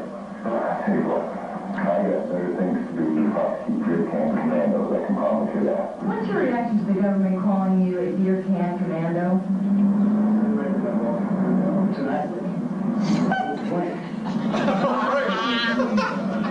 And I'm proud of it, one, the uniform of the United States. And anyone that say that, obviously, can't say the same. Former Green Beret Bo Grites has been acquitted on charges of using a phony passport. In federal court this morning, Judge Philip Crowe said he had no choice but to toss out the case. He says the government charged Grites under the wrong statute. Former Green Beret Bo Grites for 3 minutes tonight. The federal judge has thrown out a felony passport charge against him. Federal Judge Phil Crowe dismissed the case against Grites today, saying the government simply brought the wrong charge. Grites says he's pleased with the judge's decision, but that he still has a story to tell about what's going on in Southeast Asia. It's not over until the prisoners of war home. It's not over until Richard Armitage is investigated and this government drug business is exposed. sweet and sour. No one likes to win a victory because the enemy fouls out. You don't even get a chance to take the field. These verdicts that we made a mistake. We should have charged a different statute. They were trying to say the case that they got watched, all right? And we know it, and we got him on it. We won. The case is over. He's acquitted, not guilty. Mills told reporters that there was a lot of interest in this case from high places, referring to Washington. George Bush called the I'll say George Bush called me up and told me to get progress. George Bush called me up and told me to get progress. I'll say George Bush called me up and told me to get progress. George Bush called me up and told me to I'll say George Bush called me up. Such comments by a United States attorney following nearly 2 years of persecution of Lieutenant Colonel Bright and the expenditure of many thousands of taxpayers' dollars are alarming. If Maddox's statements are true, the implications are profoundly disturbing. As the Iran-Contra scandal continues to unravel, revealing President Bush as more than a willing participant in numerous illegal activities, his direct interference in this case would seem to be a distinct possibility. Such behavior by our chief executive and his legal representative in the state of Nevada compromises our judicial system and violates long-cherished standards of American jurisprudence. The government apparently hasn't given up on trying to convict both Brights. A grand jury is now apparently looking at brand new charges. The government is still after Green Beret Colonel James Bo Brights. A federal grand jury has subpoenaed samples of Bright's handwriting. Yesterday, illegal use of passport charges were thrown out against Brights because the government filed the wrong charges. Today, word leaked out that the grand jury had taken up the Bright case again, and that the Bright's attorney, Lamont Mills, was hopping mad. It is unethical, it is childish. If that's true, that breaches everything I know about the grand jury process.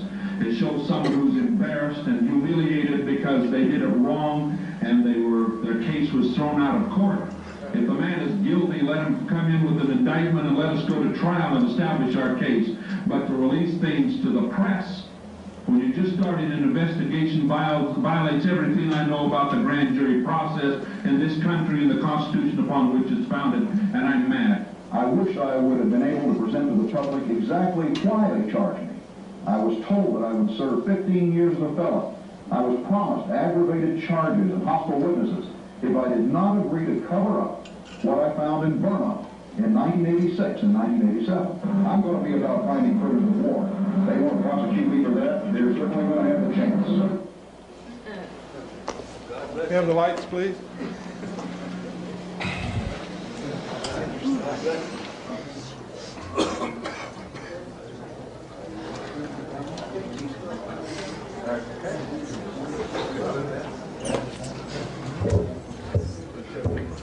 I think I missed some. What was it the federal prosecutor said on the courthouse steps?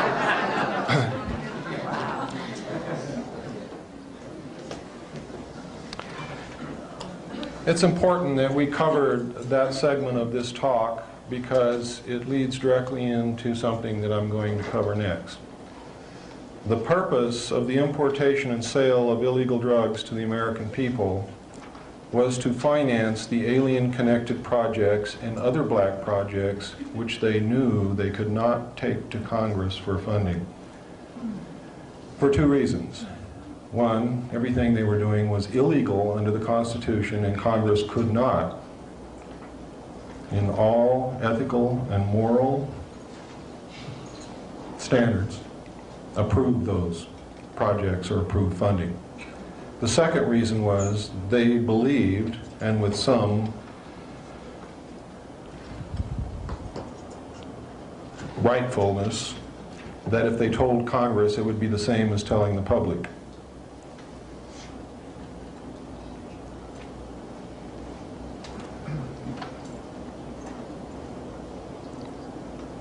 What happened next, a few years later, is of profound significance.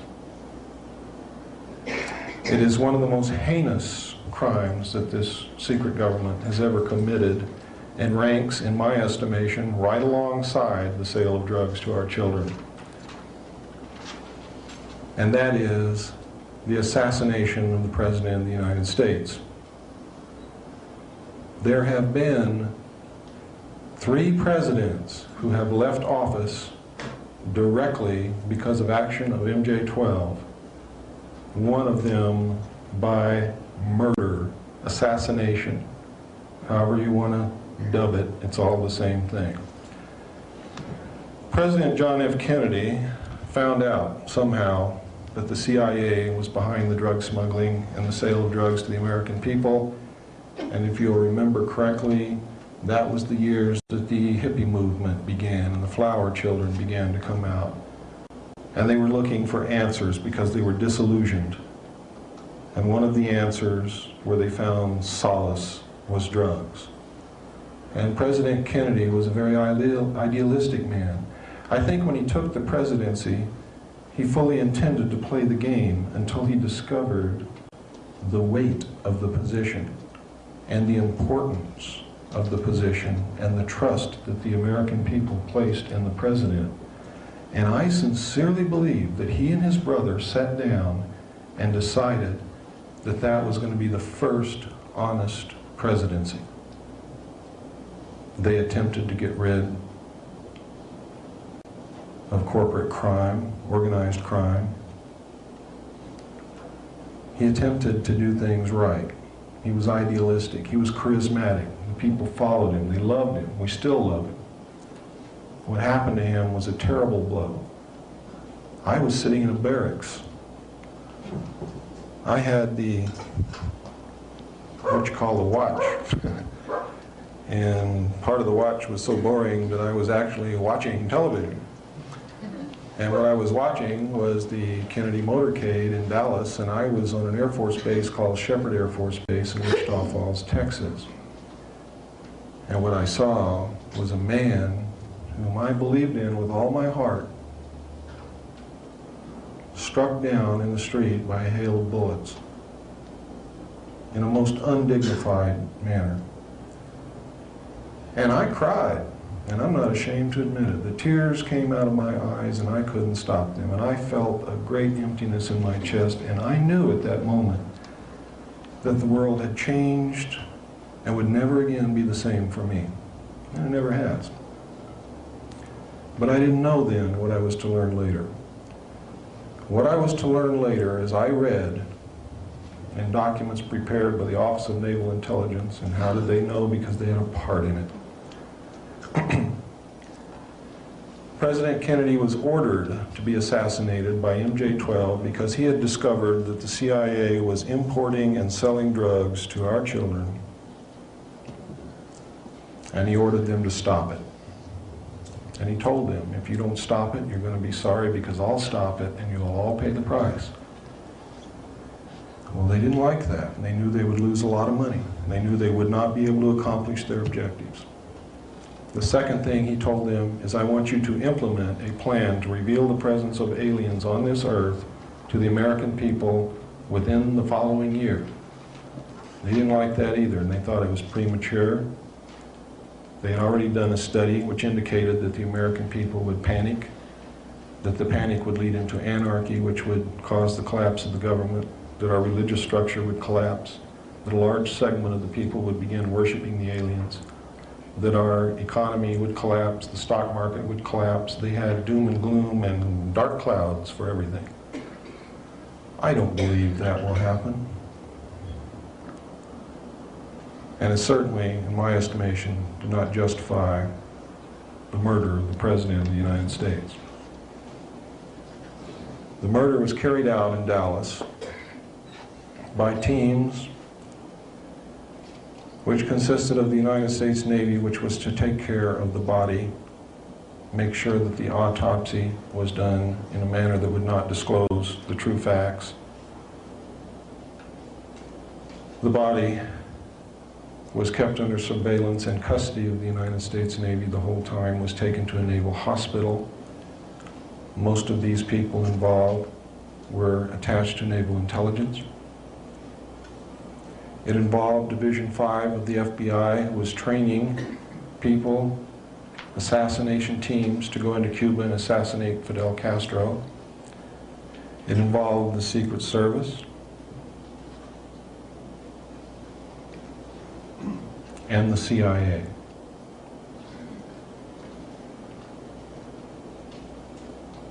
When the long-range shots missed, and there were many more shots fired than anything that you've heard before, Kennedy was struck by a bullet in the back, which exited through his neck, or excuse me, was struck in the front of the neck, which exited through his back, I'm sorry. Governor Connolly was struck with 2 separate shots. Another shot hit the windshield of the vehicle and broke it, and you can see that in the films. And we have blown these frames up many times, and we have studied it for countless hours. And we have put it together with the information that I saw in the documents, and we know exactly what happened. We know that Governor Connolly was carrying a gun. And when he was hit, he started yelling, "Oh my God, they're going to kill us all." And as he turned around in the blow-ups, you can clearly see him reach into his jacket and begin to take out a pistol. And then you lose sight of what happens with that pistol. It may have been the shot from his gun that hit the window, but we don't know that for sure. We do know that the passenger, Secret Service agent by the name of Kellerman, I call him Killerman, during the motorcade, when you blow the frames up, you can see him watching Kennedy through his rearview mirror on the right hand outside of the car. You can see it clearly. He's sitting there and his eyes are watching Kennedy in that rearview mirror the whole time. When Kennedy is struck in the throat, he watches for a few more seconds, then he turns around, he verifies it, he turns back to the front, he passes something to the driver, who is William Greer. They seem to converse for a second. He then goes back to his position. William Greer then glances. Then Kellerman leans over, takes the wheel. William Greer pulls, with his left hand, pulls up, and you can see it clearly. He pulls up a pistol, turns, and over his right shoulder, shoots Kennedy directly in the head. Kennedy's head then snaps backward. Jacqueline Kennedy looks at her husband. You can see her eyes go from her husband and look directly at William Greer, and then she attempts to get out of the car. She is afraid. Throughout all my combat experience, that is exactly what you do. You run away from the fire, not into it. What you see in the John Wayne movies is BS. I never saw one soldier ever run into a machine gun. You run away from the machine gun, and then you figure out how to get that machine gun nest. You don't just run up there and die. That's for the Marines.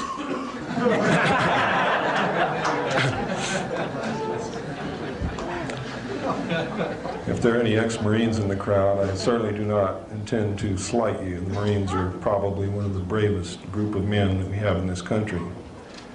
However, how they ever get the courage to get out of a small boat and run up on a beach and die so that someone else can run up behind them and lay down and use that body for cover, I will never know. But they do it, and that's to their credit, because we wouldn't be free if they didn't. But anyway, that's what prompted that remark. I've seen this happen, and it amazes me.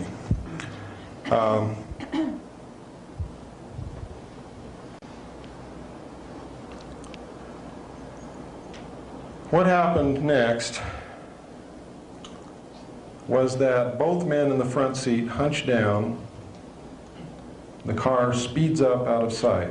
During the time when William Greer is actually shooting Kennedy, the car comes to almost a complete stop, which is exactly what a driver would do if someone else is holding the wheel and he's turning around to shoot someone. You would remove your foot from the accelerator. We have tried this, and it's exactly what people do instinctively. They don't even think about it, it just happens. The film that you normally view when they show it to you on television is speeded up many times so that everything happens real fast. You're always looking at Kennedy. You don't even detect that the car slows down, and you never look at the driver, so you wouldn't see it anyway. But just to take a precaution, they cut a few clips out there, so even if you did think to look at the driver, you still wouldn't see it. But in the film I'm going to show you tonight, we got those clips. Now, when I saw those documents, it said in the documents that the act was plainly visible in the film that was withheld from the public. Not too long ago, on the Ted Koppel late night thing, I forget what you call that. What's it called? Nightline, that's right. Ted Koppel, in answer to all the controversy, the new controversy about Kennedy's death, assassination, said, oh, but there was only one film taken in Dallas. He lied because he knew that there were three. Everyone knows that there is three. There's three in the Warren Commission report. He intentionally lied, knowing that most of the American people will take his word for it without even checking, and if they thought it was three before, will think they were mistaken, not Ted Koppel. Ted Koppel is a member of the Council on Foreign Relations.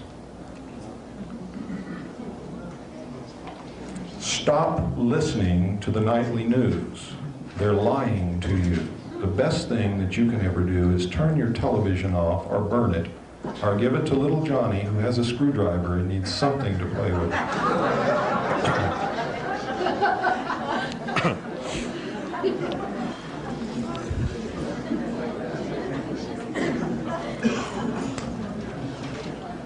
What happened next is they took the body to Parkland Hospital in Dallas. It was illegal to remove the body. No autopsy was taken there. The doctors were ordered by the FBI and were actually interfered with. They were told not to attempt to determine the path of the projectiles through the body. They were told to get the body ready for shipment as quickly as possible when it was determined that they could not save Kennedy's life. There was no investigation done in Dallas at all. The doctors did draw sketches of what they saw, and they did make reports of what they saw immediately following and during the incident. Now, if you understand the human mind and you understand the way the legal process works, those reports are legal documents and should stand up in any court of law or any investigation because they were done at the scene by professionals who were qualified to make those determinations. Photographs were even taken, but the photographs taken at Parkland Hospital disappeared, so that there was only the doctor's reports and the drawings left. The body left Parkland Hospital in an ornate bronze casket, was taken to Washington, D.C. Somehow the body got out of that casket on the aircraft, and we know exactly how it was done. When Jacqueline Kennedy was taken forward to participate in the swearing-in ceremony of Lyndon Baines Johnson, the naval intelligence officers removed Kennedy's body from the bronze casket, passed it down into the baggage compartment, where it stayed like a sack of potatoes until they landed in Washington, D.C. When they landed in Washington, D.C., we have tracked down someone who was on the other side of the plane who also took a film of a military helicopter, a naval helicopter to be exact, or I should say a Marine helicopter, but that's part of the Navy, landed on that side of the plane near the galley door, and something was taken out of the plane and put in that helicopter, which we now know was Kennedy's body. It was flown to Bethesda Naval Hospital, and it arrived there a full 30 minutes before the casket, which left Parkland Hospital, arrived there. President Kennedy's brain was removed, and another brain that was undamaged was substituted in its place. Why? Because if they had performed an autopsy on the brain that was really actually President Kennedy's brain, they would have found that he was hit from the front, that it was an exploding pellet and not a bullet, and they would have found fragments of that pellet, and they would have found large amounts of toxic shellfish poison in the brain, which was exploded into the brain when this pellet did its thing. And it would have said, CIA, CIA, CIA, CIA, because the CIA had that type of weapon at that time, and it was well known. When they finished doing that, they surgically repaired the wounds to make it look like he was hit from behind, and then they took photographs of these repairs. Then they took the body in to be autopsied as if it had come out of the Bronx casket. They also altered the throat wound. We know this. Kennedy's brain was taken out of the room where all this occurred on a gurney, covered with a cloth, and when people asked what that was, being wheeled down the hall and the gurney covered with the cloths, because everybody wanted to know what the hell was going on, they were told that a woman had delivered a stillborn baby, and that was the stillborn baby. It was not, it was Kennedy's brain.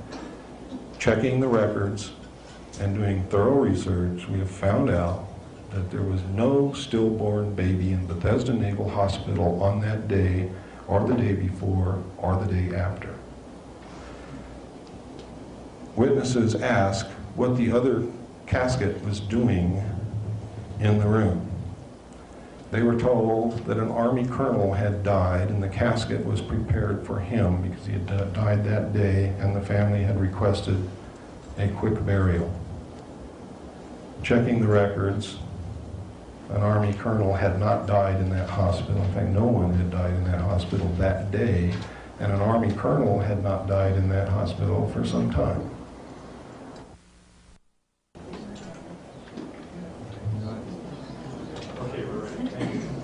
I don't hold much hope for William Greer talking, but I want him to talk. I don't want him killed. I want that man to talk. I want him to become a man and talk. I want the rest of these so-called men and patriots in our government to become real men and real patriots and start talking. Because right now I'm going to tell it in front of you, I'll tell it in front of the world, I'll tell it in front of the government.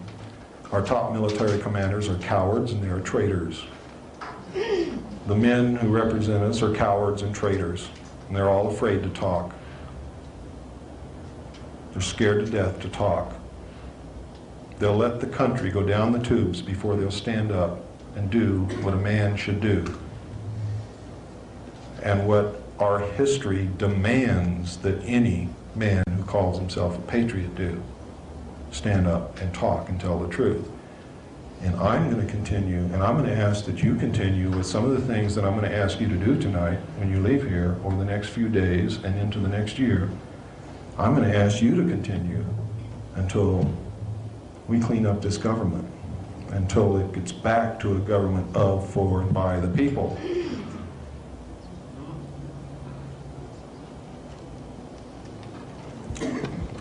Now I'm going to show you the Kennedy assassination tape, and I want you to watch it very closely.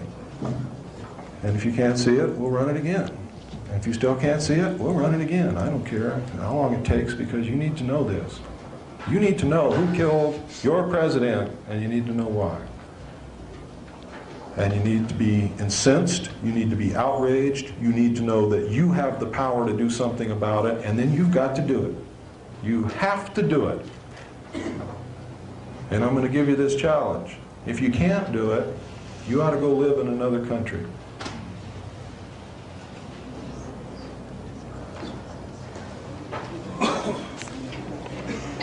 Let me see here.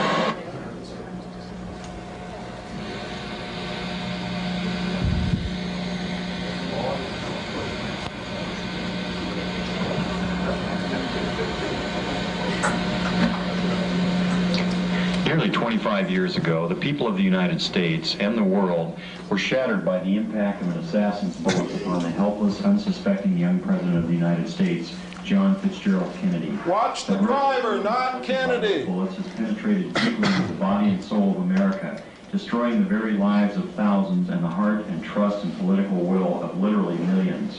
In the years that have passed since this tragic event removed from the world stage perhaps one of the most promising human agents of peace and progressive political development, we have been fed one officially sanctioned lie after another, beginning with a blue ribbon cover-up commission to a castrated Senate Select Committee seeking to shed light upon an event deliberately enshrouded in deception, concealment, and outright falsehood.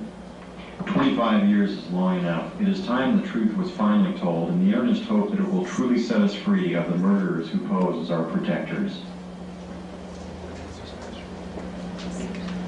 What we're observing here is the motorcade in Dallas on November 22nd, 1963. As the presidential car passes behind the freeway sign, President Kennedy is struck in the throat by a bullet that was fired from the grassy knoll. As he's grasping his throat, John Connolly is turning around to his right. He at that point is struck. You notice the the passenger of the car turning back to see what has happened to the president. As he turns back to the front, the driver of the car turns with his left arm over his right shoulder with a pistol and fires. You see the 45 caliber nickel-plated automatic weapon in his left hand. He's firing over his right shoulder. You see it in relief. You see his head pointing backwards towards the president.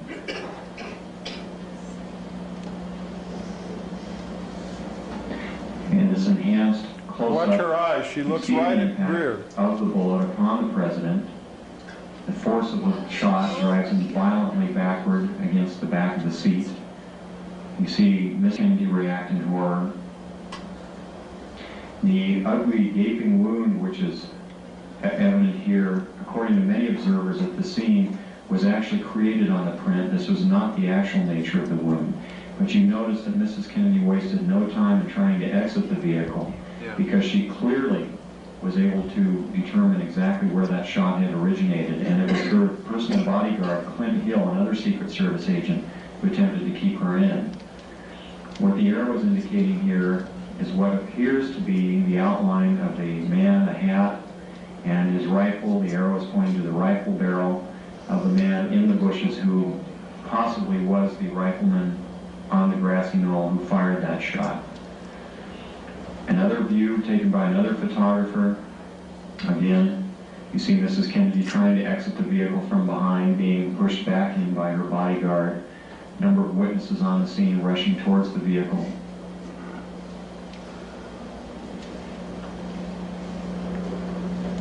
This section, the man standing on the far right of the wall there is Abraham Zapruder, the photographer who took the original photos. The arrow here is indicating what was very likely the rifleman on the grassy knoll, the man who fired the shot which penetrated Kennedy's throat from the front, not from behind as the Warren Commission would have you believe.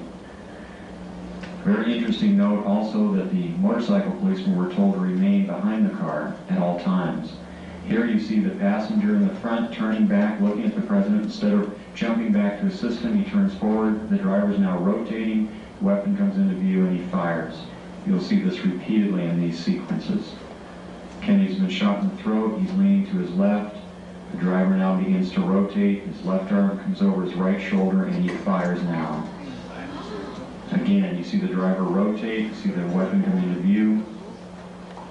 He's rotating again, the weapon is in view, he fires. You can clearly see his head turning and his arm and the weapon extending into view over his right shoulder. Many of the witnesses indicated that the car slowed almost to a virtual halt at about this point. And here in the normal version, you see how much more quickly to speed it up. It's much harder to determine. Many of the people who asked the question, why Jackie Kennedy?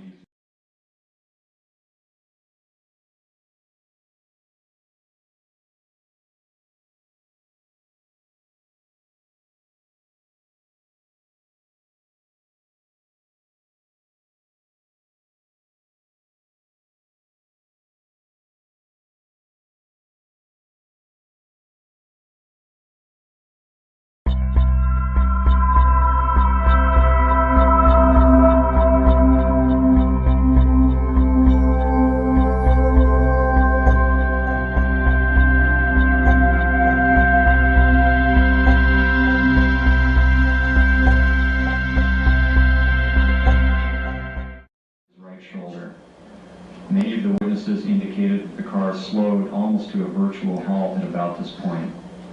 And here in the normal version, you see how much more quickly to speed it up. It's much harder to determine. Many of the people who asked the question why Jackie Kennedy did not report this, it should be fairly evident that she wasted no time in getting away from the attacker. Lights, please. Did everybody see it? Okay, those of you who did not see it, please come up to the front. And would some of you in the front not see it? Okay, good. Let's move right on along here now. What I'm showing you here is an aerial photograph taken of Area 51, otherwise known as Dreamland or Groom Lake. It is a super top secret area in the Nevada test site where we are test flying the alien craft. Now, a lot of people didn't believe what John Lear and I have been telling them for a long time. And there is a radio show in Las Vegas called The Billy Goodman Happening. Is there anybody here who listens to that? One gentleman in the back. Did you hear the Groom Lake trip? Yeah, every once in a while. Okay. What happened was they didn't believe what we were telling them, and all these people wanted to go out and see for themselves. So they put together this trip to Groom Lake. Now, in anticipation of this, a reporter from Santa Clara came down, got a grant from a radio station up there, and came down and camped out up there watching Groom Lake for a week in advance and phoned in reports every night to the radio station. And he had dozens of sightings. Unmistakably unidentified flying objects that could in no way, shape, or form be aircraft. All in the Groom Lake facility, in the air, doing things that are impossible to do. On the fateful night, 100 of Billy Goodman's listeners and Billy Goodman and about 9 members of the Lincoln County Sheriff's Department went up there and had a vigil. They had 4 sightings, and then the majority of the group left. 4 good sightings, and then the majority of the group left. 12 people stayed there all night and had 15 more documented sightings that they are ready, willing, and able to swear to. So, you can do with that piece of information whatever you wish. I suggest that those of you who can tune in to the Billy Goodman Happening every night, Sunday through Friday night at 10 p.m. It goes from 10 p.m. till 1 a.m. in the morning. It is the only radio show, in fact, it's the only media in the world that accurately reports the UFO issue. I have been a guest on there many, many times for the whole 3 hours. He has had Colonel Bo Greitz on there. He has had Brad Steiger on there. He will have anyone on there who knows anything about this and wants to be on. All you got to do is write him or call him, talk to him. His daytime number is area code 702-451, and I hope you're writing this down, Virgil. 702-451-3131 in the daytime. If he's not there, please leave a message for him. He will get back to you. What is the name again? His name is Billy Goodman. What is the frequency? It's 840 on the AM dial. Now, I've tried to get it on my car radio here. That station is 50,000 watts, and it's heard in Canada. The whole state of California can hear it, Oregon, Idaho, all over the place, but I can't get it on my car radio in Sedona, Arizona. It's incredible, because it is the only... Billy Goodman, in my estimation, is a hero, because everyone else who has ever tried this in the past has lost their job, or the radio station has blown up, or something has happened. But Billy Goodman has sworn that he's going to persist until the truth comes out. So he will talk about it every night. He talks about other things, and he has other guests on, and he has entertainers on, and things like that, but his main issue is the UFO and the drug issue, and he wants to get to the truth. And he has sworn that he will persist until the truth comes out and nobody will make him stop. And I believe him. He's doing an absolutely wonderful job. Now, what does all this mean? It means that the secret government is not our government, and it is in full control and is powerful enough to assassinate a president and get away with it. They were powerful enough to tell Lyndon Johnson not to seek another term, and he didn't. How many of you have ever read or know anything about Lyndon Johnson? Anybody in here? He was my teacher in school. What did you learn about him? Not much. You think he would have not run for another term? This is one of the most ambitious men that ever lived. He was a politician's politician and one of the dirtiest of them all. And he wanted it all.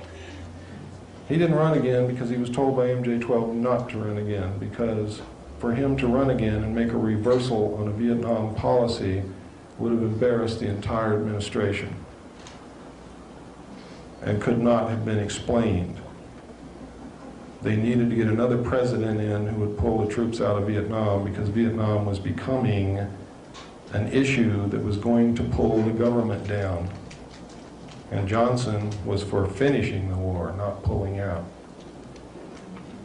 President Nixon was forced to resign. The Watergate incident was created. Deep Throat was not one person, it was 3 people.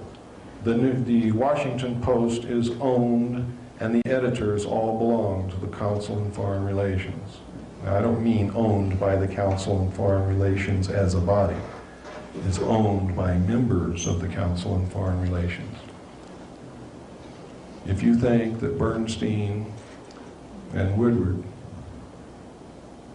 broke that story all on their own and their persistence, you better think again. They were led through that by their nose. Nixon was forced to resign. Nixon did something wrong. Did several things wrong. One, he opened up China. China had been isolated intentionally by the Soviet Union and the United States to prevent them from reaching a level of technology that would increase the pollution in the atmosphere and in the water of the earth. He did some other things, too, that they weren't too fond of.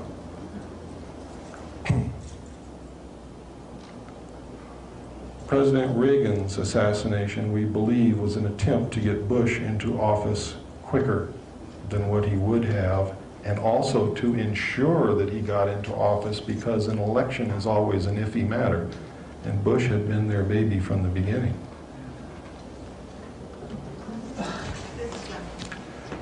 What can we do about this? Let me tell you what we can do about it. I think we misunderstood something. What? Did you say Reagan's assassination? No, attempted assassination. Reagan, the attempted assassination on Reagan.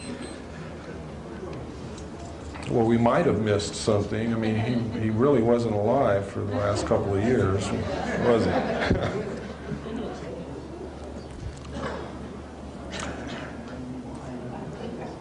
What can we do about this? It's very simple. This secret government may have control of the executive branch, but I guarantee you, ladies and gentlemen, you have control of the Congress, the senators and the House of Representatives, because you're the ones who elect them, and you're the ones who can unelect them. You can impeach them. You can investigate their background and dig up all the dirt that lies behind every single human being that ever lived. And if you think that's not true, I'll prove it to you. I'll never tell anybody what I find, but I'll dig in your background and find something that would really embarrass you on the front pages of the papers. Because none of us are really without sin. So you can get those guys if you want to. You can play the same games they play. You can investigate their background and dig out that dirt and put it in the front pages of the newspapers. And you can cause them to fall that way. Another way is you can write them letters and say, listen, this is what I know is going on, and I want it stopped, and I want those responsible prosecuted to the fullest extent of the law, and if you don't do this, I'm going to do every single thing in my power to make sure that you never hold even the office of dog catcher in any city in this country. Now you do have power, and you have friends that you can influence, and you can talk to groups as I am talking to groups, and we will furnish you information if you need it to do that. But this needs to be done. It must be done if you are to keep your freedoms, because they are going to take them away from you, and I guarantee you that. When the members of the Congress began getting these letters, they're going to get worried, because that's their future. You're talking about their paycheck. You're talking about their life. You're talking about the security of their family. Now you're hitting them in the gut. Really in the gut. Then you have to follow through with it. You have to start putting pressure on them. You have to follow those letters up with phone calls, and you have to get your friends to write letters and your friends to call. And believe me, ladies and gentlemen, if we start now, and if you, each one of you, can influence just 5 friends to do the same, and they can influence 5 friends to do the same, we can have those crooks on the carpet in front of Congress by the end of November. We can do that. You can do that. Now, this is not the time to be afraid that if you do it, you're going to get on somebody's list. You're already on their list. And you're not worth a barnyard chicken to them. You're already on their list. They don't care about you. They don't care about any of us. They will tolerate us as long as we are useful, and that is as far as they will tolerate us. When this one world economic organization comes into power, your Bill of Rights is going to be flushed right down the toilet. And if there's anybody in here who's working for the government and came to find out what I'm going to say today, I want to tell you that those are your rights also. And you're on the wrong side.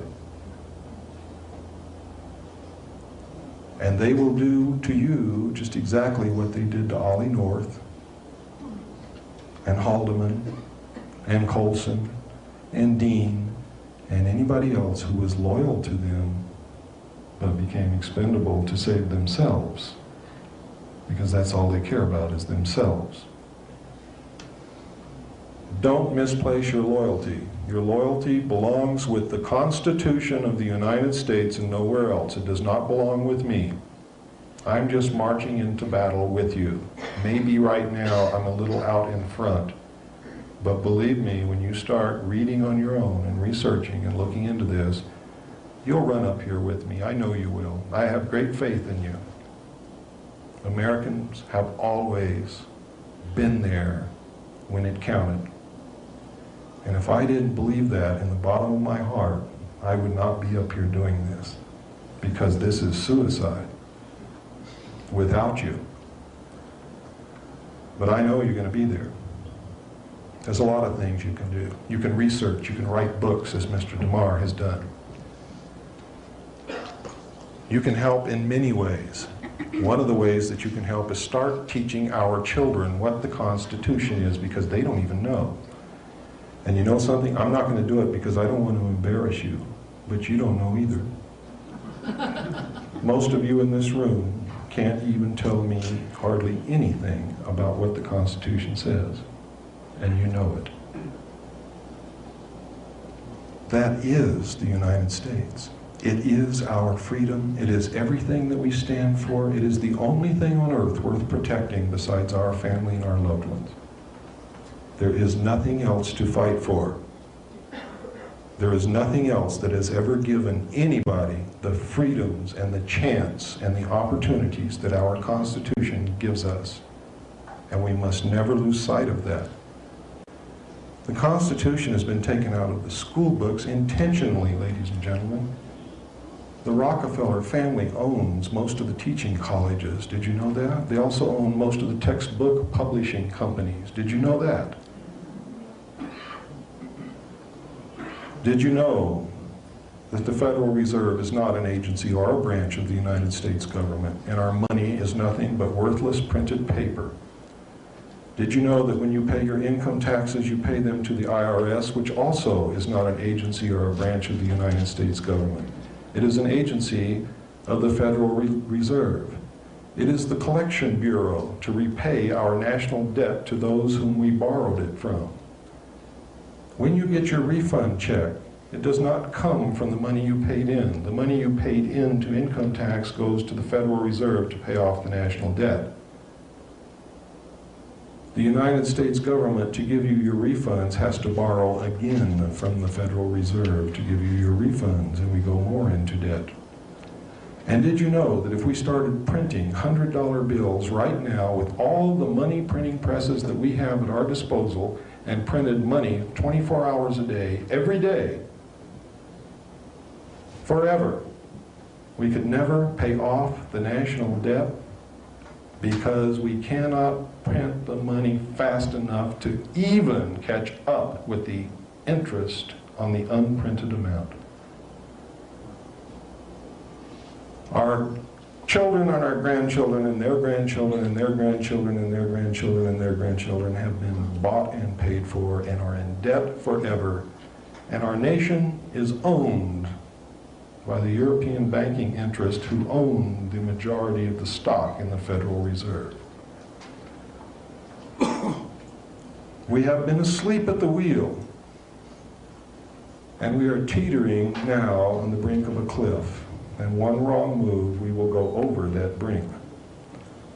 But if we very carefully get out of this car and pull it back away from the edge of the cliff and get it back on a straight course to our destination, the true destination that we should be headed for, which is peace and posterity and safety and security and love and happiness,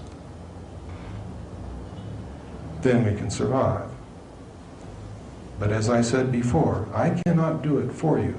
I will march as far as I can until they strike me down. You've got to catch up with me. You've got to be with me, all of you, every one of you. If you go home and sit and think the rest of it will do it for you, then there may be somebody else sitting, thinking the same thing, and somebody else, and somebody else. And we might end up with everybody thinking that somebody else is going to do it for them. It's too late. It's too late. The Constitution of the United States and our freedom have never, ever been in greater danger than they are right now.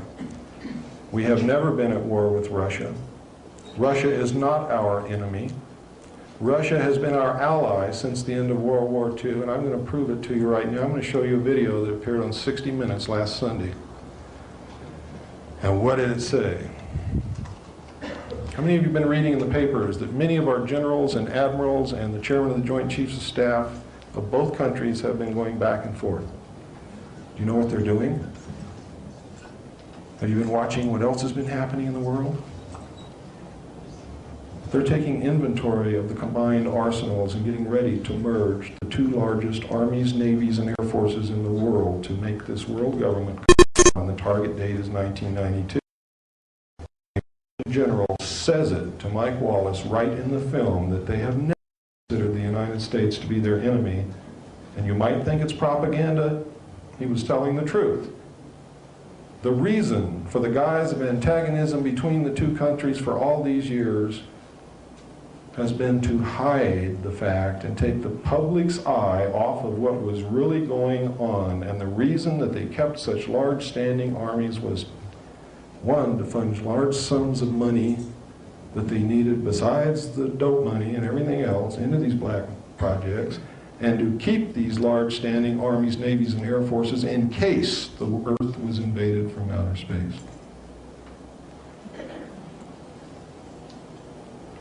It's all done in secrecy, still being done in secrecy. But over the last 10 years, they've been... Next to Kubinka Air Force Base near Moscow, where the Americans got a close-up look at and a chance to ask questions about some of the aircraft they trained to fight against. Admiral Crowe is still trying to get his Russian phrases How do straight. you say thank you again? 22 hours. Spasibo. Damn, I can't remember. God, size of that. The highlight, a visit to the cockpit of a Soviet Blackjack fighter bomber, similar to the U.S.'s B-1. We listened over a wireless microphone the Soviets knew the Admiral was wearing as he and Air Force General Monroe Hatch asked questions. And, what's the top speed? Какая максимальная скорость полета? 2M. 2M. 2 Mach? 2M. And do you practice refueling with this? Заправку в воздухе практикуете на этом самолете? Нет. No. No. What do you think, Monroe? It's impressive. How many cruise missiles does it carry? 12 крылатых ракет. 12 welcome. 12. But lately, the Soviets claim to have undergone a major change in their military strategy, from emphasizing offense to defense. And they asked how could their Blackjack bomber be an offensive threat with a range of only 2,200 kilometers, barely over 1,300 miles. Against what kind of targets then are we going to use this plane? Within the range of 2,200 kilometers. So I have a map.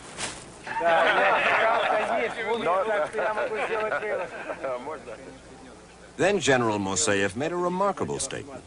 We have never regarded the United States as the enemy of the Soviet Union. And we do not regard any possible scenario which would involve unleashing a conventional warfare or nuclear warfare, the most so against the United States. You and I are literally members of a transitional generation, tasked at this moment to re-examine the way our two societies have thought. Telling you the truth. How many of you saw the end of the Olympic Games in Los Angeles? Anybody? Anybody see it on TV or videotape or on the news? This incredible event, the most beautiful, authentic-looking UFO you ever saw, came down out of the sky and landed right in the middle of the stadium. It was awe-inspiring. It was beautiful. The crowd went wild. It was shining down the blue beams of light exactly as the abductees described them. It was an exact copy of the real thing. It was sponsored by Levi Strauss. How many of you saw the Levi Strauss Docker Slacks commercial recently? Where the guy runs in and says, "Hey, guess what, gang?" He's got on Docker Slacks. "America is hosting EBs." And the guy says, "EBs? What's EBs?" "EBs are extraterrestrial biological entities, and America is hosting EBs." And everybody says, "EBs, GBs." He told us the truth, but we laugh at it. Not too long ago, Gumby on Saturday morning, your kid was sitting there and you thought he was watching good television. Gumby was abducted, implanted, and returned. And the little boy said, "I wish they'd do that to me." What do you think they're preparing those kids for? What else have you been seeing on TV? Alien Nation, who, by the way, look exactly like the group of aliens designated the Orange. How about War of the Worlds, which plays out the reality of John Lear's Lear hypothesis? What do you think is happening with ET, with V, which is telling us that maybe we may have to resist in just this manner if it ever turns out that one of these guys are bad guys? And what happens in V? The bad guys back a one-world government that takes over the world. And the world thinks it's wonderful, don't they? Until one lone CIA agent discovers the truth. And then people form little resistance groups. Well, gang, let's form them before it happens. Let's don't wait till it happens. Let's do it now. Let's prevent it. Okay?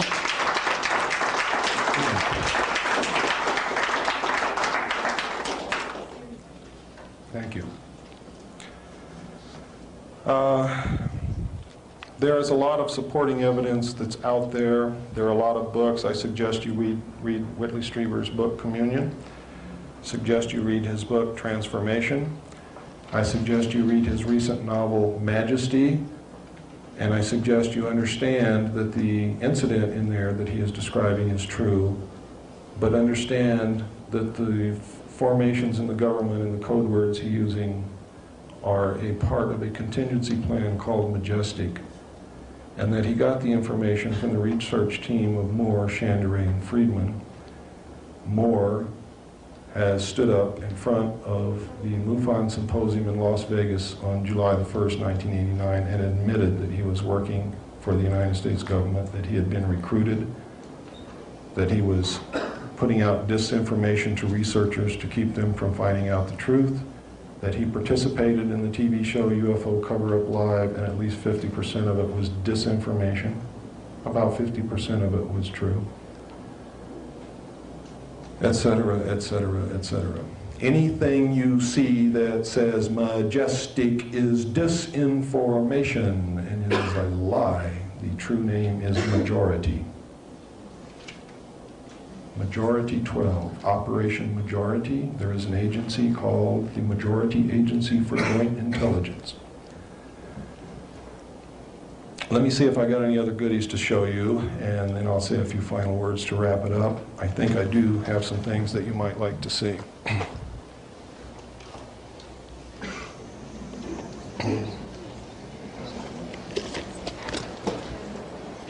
I want to show you how disinformation works. Not too long ago, when I first began talking about what I knew, John Lear asked me to come to his home for an interview with PM Magazine. I thought, wow, this is incredible. These people really want to put it on the air? I can't believe it, because it's never happened in the past. You see, there's always been an intense campaign of denial, ridicule, debunking, and character assassination. So I went there in all good faith, and John Lear and I, knowing what had happened to people in the past, took the producer and the camera crew aside, and we said, listen, this was about 8 o'clock in the morning. We said, listen, we'll do this provided one thing, that you submit to a complete briefing by each one of us on everything that we know and all the documents that we possess and the videotapes and the maps that we will show you and the letters that we have from officials of the government admitting that this is true, etc., etc., etc. They agreed to that. So we did it. We briefed them for approximately 8 solid hours with no breaks. When we were through, they were convinced. You see, because we presented the information to them without all the other comments like I'm making tonight, and for 8 solid hours of evidence, not talk, evidence, things that you can see and cannot doubt. And then they spent 4 hours filming us, John Lear and I, and we told them literally everything we knew. And this was for a 30-minute program, and she said, boy, this is going to be the greatest show in the history of television. And John said, you'll never get it on the air. And she says, they've never censored anything that I've ever produced, and everything I've produced they put on the air exactly like I've edited it. And I said, well, I've got to agree with John. I really don't believe it'll air. Well, it aired. And what I'm going to show you is the results of what I have just told you. This is what aired, and I want you to watch it. And then you'll go back to your television set with a different kind of a viewpoint and a different knowledge, I hope.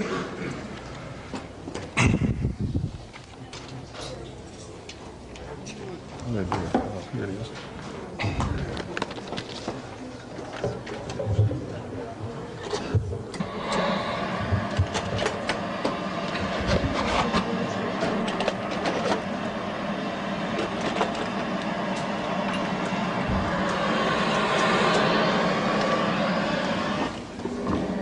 For years now, there has been a small but very vocal minority in this country who make the claim that we have been visited on a regular basis by extraterrestrials. Now, generally, they are dismissed as cranks or crackpots by most of us, but they persist in their belief that the aliens are with us. Some of these people, however, are a little difficult to dismiss.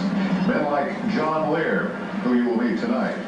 John says that he has had government connections in the past and that the government is trying to discredit him because it's all part of a giant cover-up. People are being abducted.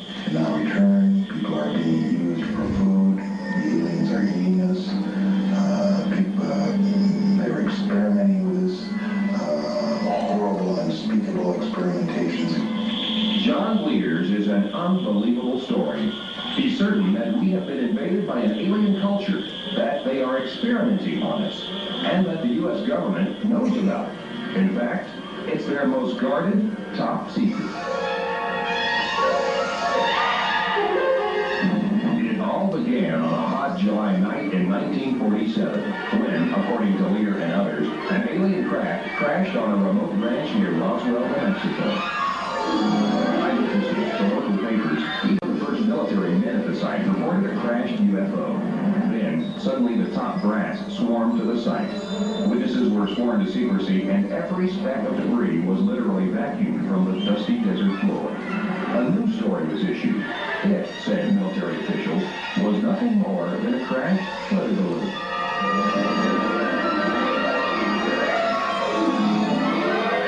William Moore has written a book on the Roswell incident.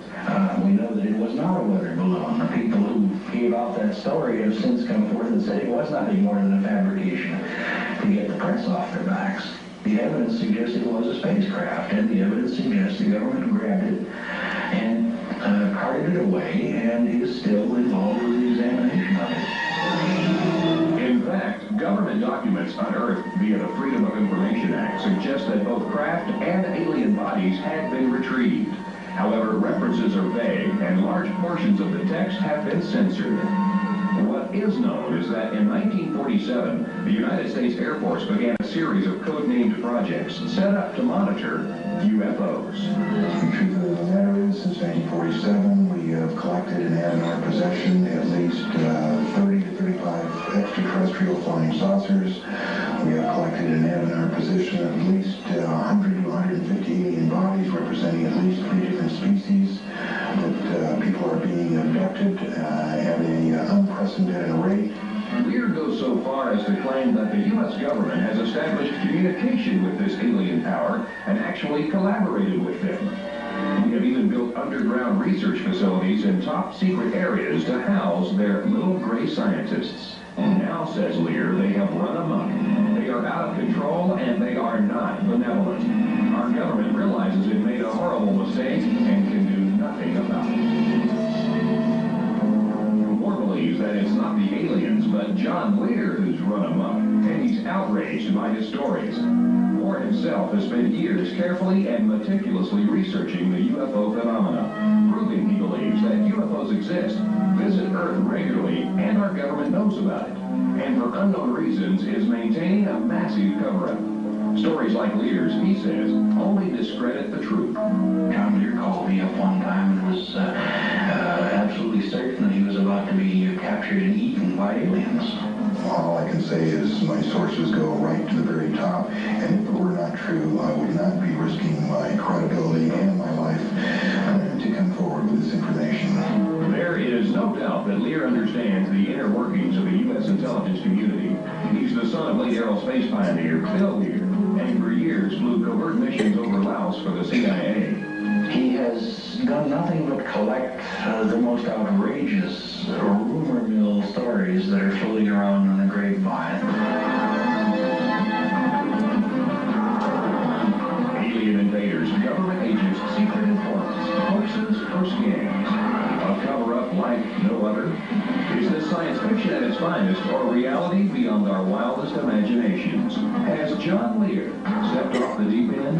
It's not important that you believe this now, but to file it away for future reference in a month, a year, maybe 2 years. You look back on this when the truth finally gets out, and you'll say, my gosh, the son of a gun was right. Well, I suppose anything is possible. John Lear, by the way, is not the only well-connected individual who claims to have had an encounter with a UFO. Michael Shea, a government lawyer, recently told his story of an encounter to the Washington Post. And then there's the Japan Airlines pilot who claims to have seen a UFO over Alaska last year and was able to actually draw a picture of what he saw. Coming up next, basketball buddies, new ball.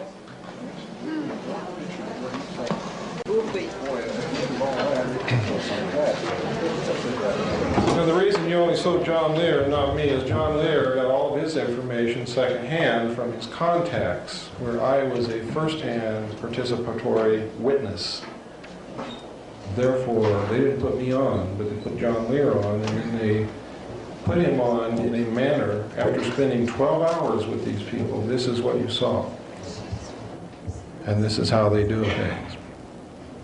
There is a campaign underway now to discredit Whitley Strieber. I can tell you that Whitley Strieber is writing about what really happened to him. I don't know Whitley Strieber. John Lear doesn't know Whitley Strieber. He's not getting this stuff from us, believe me. One other thing that I want to show you, which is about an organization called Yellow Fruit. Does anybody know anything about Yellow Fruit? Okay, let me show you this.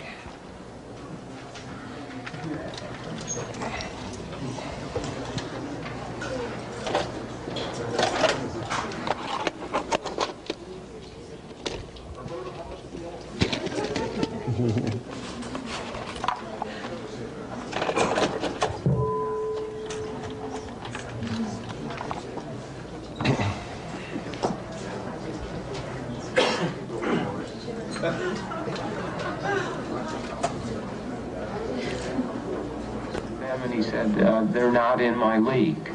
And so we minimized disclosure, minimized contact. While Congress struggled to control KCCIA, another secret group operating out of the basement of the Pentagon escapes congressional scrutiny. Known as the Special Operations Division, or SOD, it was created as an anti-terrorist unit following the failed rescue mission in Iran. Much of what is known about SOD is because of the investigative work of this journalist, Stephen Emerson, who obtained thousands of pages of SOD secret documents through the Freedom of Information Act. The Special Operations Division became the new center for intelligence and counterterrorist activities in the Pentagon. In effect, it became a mini CIA for the Pentagon, established in the basement, controlling half a dozen new counterterrorism units, names such as Sea Spray, Quick Reaction Team, Yellow Fruit, Intelligence Support Activity, heavily classified. To this day, the Army does not acknowledge their existence, but all extremely capable, very aggressive in accomplishing their mission, the mission of fighting terrorism and guerrilla subversion around the world. These units were ready to go anywhere and do anything. The bugging of Noriega in Panama, KGB cars in West Germany, the tracking down of a kidnapped U.S. general held by the Red Brigade in Italy. They were all over the world, and they felt they had a mandate to be all over the world. After all, the CIA was a shadow of what it used to be. And the Special Operations Division was literally stepping into a void. SOD may have been stepping into a void, but it was doing so with enormous resources. Tom Golden was in charge of financial control for a subunit of SOD called Yellow Fruit. The funding was almost unlimited. I don't know of any time that we were in a position where we needed money. The money was offered and we had to find ways to spend it, basically. In the fall of 1983, some units of the SOD participated in the U.S. invasion of Grenada.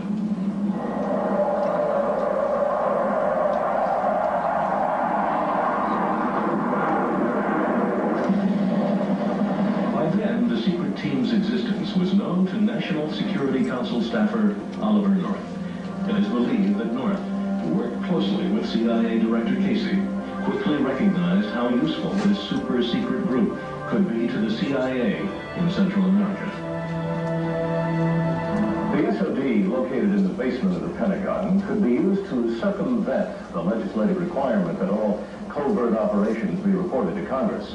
Thus, the SOD could become a convenient vehicle to be used by the agency to conduct operations which it couldn't get approved, or in funding operations for which it had no money, like support for the Contras in Nicaragua. One of the most severe and scandalous projects ever embarked upon in the U.S. military was a project called Yellow Fruit. was a backdoor CIA effort to aid the Contras in Central America and to perform other operations that Congress never would have supported. And the CIA saw Yellow Fruit and the Special Operations Division as a magical fountain of support with unlimited money, unlimited weapons, black money, black transportation capability. Basically, another CIA without any of the reporting core problems that had triggered the problems of the late 1970s. Some of the units actually participated in strafing Nicaraguan targets, bombarding airfields and oil fields in an attempt to disrupt and possibly dislodge the Sandinista regime. But Tom Golden blew the whistle on Operation Yellow Fruit. Normally in intelligence operations, you're advanced a certain amount of money to operate with. Once you spend that money, then you must submit a voucher to account for it. What I found was very unusual in this unit is people have been advanced as much as $150,000 and had never submitted a voucher for accountability. I eventually went to my superiors and reported what I believed to be abuse of funds and possibly fraud. That eventually was surfaced to the leadership of the Army, who ordered a massive investigation into the Special Operations community in general. This is Arlington Hall, Virginia, headquarters for U.S. Army Intelligence. Here, members of the SOD team were court-martialed in a soundproof room. 2 SOD members are now serving prison sentences for financial fraud. But what was most important about these trials was not the discovery of another case of misuse of government funds, but the revelation that the SOD's Yellow Fruit served as the blueprint for what William Casey called the Enterprise. The Special Operations Division and Yellow Fruit had a unique access to equipment, material, offshore bank accounts, a secret clandestine Army/CIA aviation unit, a clandestine ship overseas to provide transportation, access to material and weapons, all the seeds that would later basically erupt in the Iran-Contra affair and be known as the Enterprise. And I believe that Yellow Fruit and the Special Operations Division were both being groomed by the CIA and the National Security Council to serve as the cornerstone of the Enterprise to perform operations in Central America and elsewhere that would never be accounted to Congress. Lights, please. Now let me tell you who Yellow Fruit really is. Yellow Fruit, along with Sea Spray, are accountable for security of the alien task projects. They started out as Delta teams attached to the National Recon Organization at Fort Carson, Colorado. Over the years, as their expertise became known and they began to use Delta teams for other things also, they branched off and became independent from the National Recon Organization and from the United States Army. They then evolved into a split organization, one half of which became Sea Spray, the other half became Yellow Fruit. Sea Spray is responsible for the internal perimeter security of the alien projects. Yellow Fruit is responsible for the outer perimeter security of the alien task projects. If you attempt to get near the boundary of Area 51, you will meet Yellow Fruit. They will intimidate you, they will scare you, they will flash guns in your face on public land where you have every right to be, and most people will go away, which is the prudent thing to do. Now, if you get to the boundary of Area 51 and put 1 foot across, you are now the property of Sea Spray. And no one who sees Sea Spray ever sees anyone else.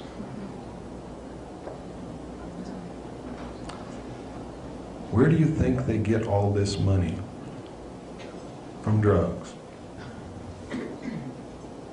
If you look at all of the things that the secret teams have been doing, Look at all of the covert operations that we've been performing, and then look at the budget for these things, and you will see that Congress has not even allotted 10% of the money that would be required to carry out what they have been doing.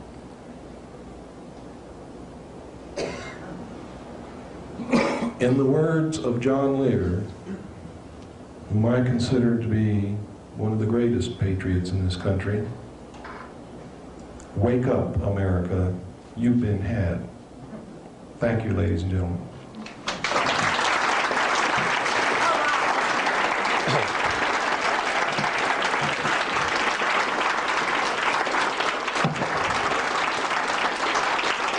We have information at the back table. We have some tapes. By the way, ladies and gentlemen, this is our only source of income while we continue our research and do this, is the money that we get from people who come to listen to this information, and the money, the sale of materials and tapes.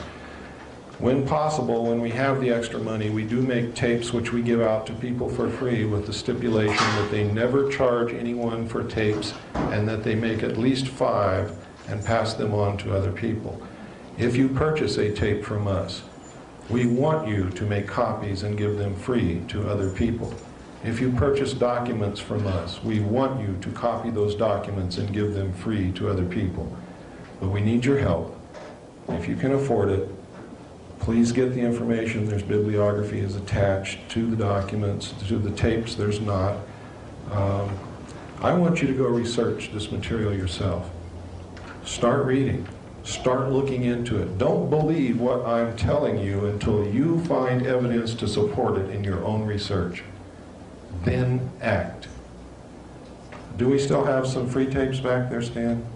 There's still some free tapes. I don't know how many. We've given out most of them already. We have 5 left. Okay. Also, anybody who wants to order a videotape of what happened tonight, who do they see? Who do they see to order tapes? Oh, Stan. See Mr. Barrington. Fill in the card, make a check out, Okay. and give it to Stan. How much is it? It's right on the card. $24.95 for video, $10 for audio. Who do you make the check payable to? William Cooper.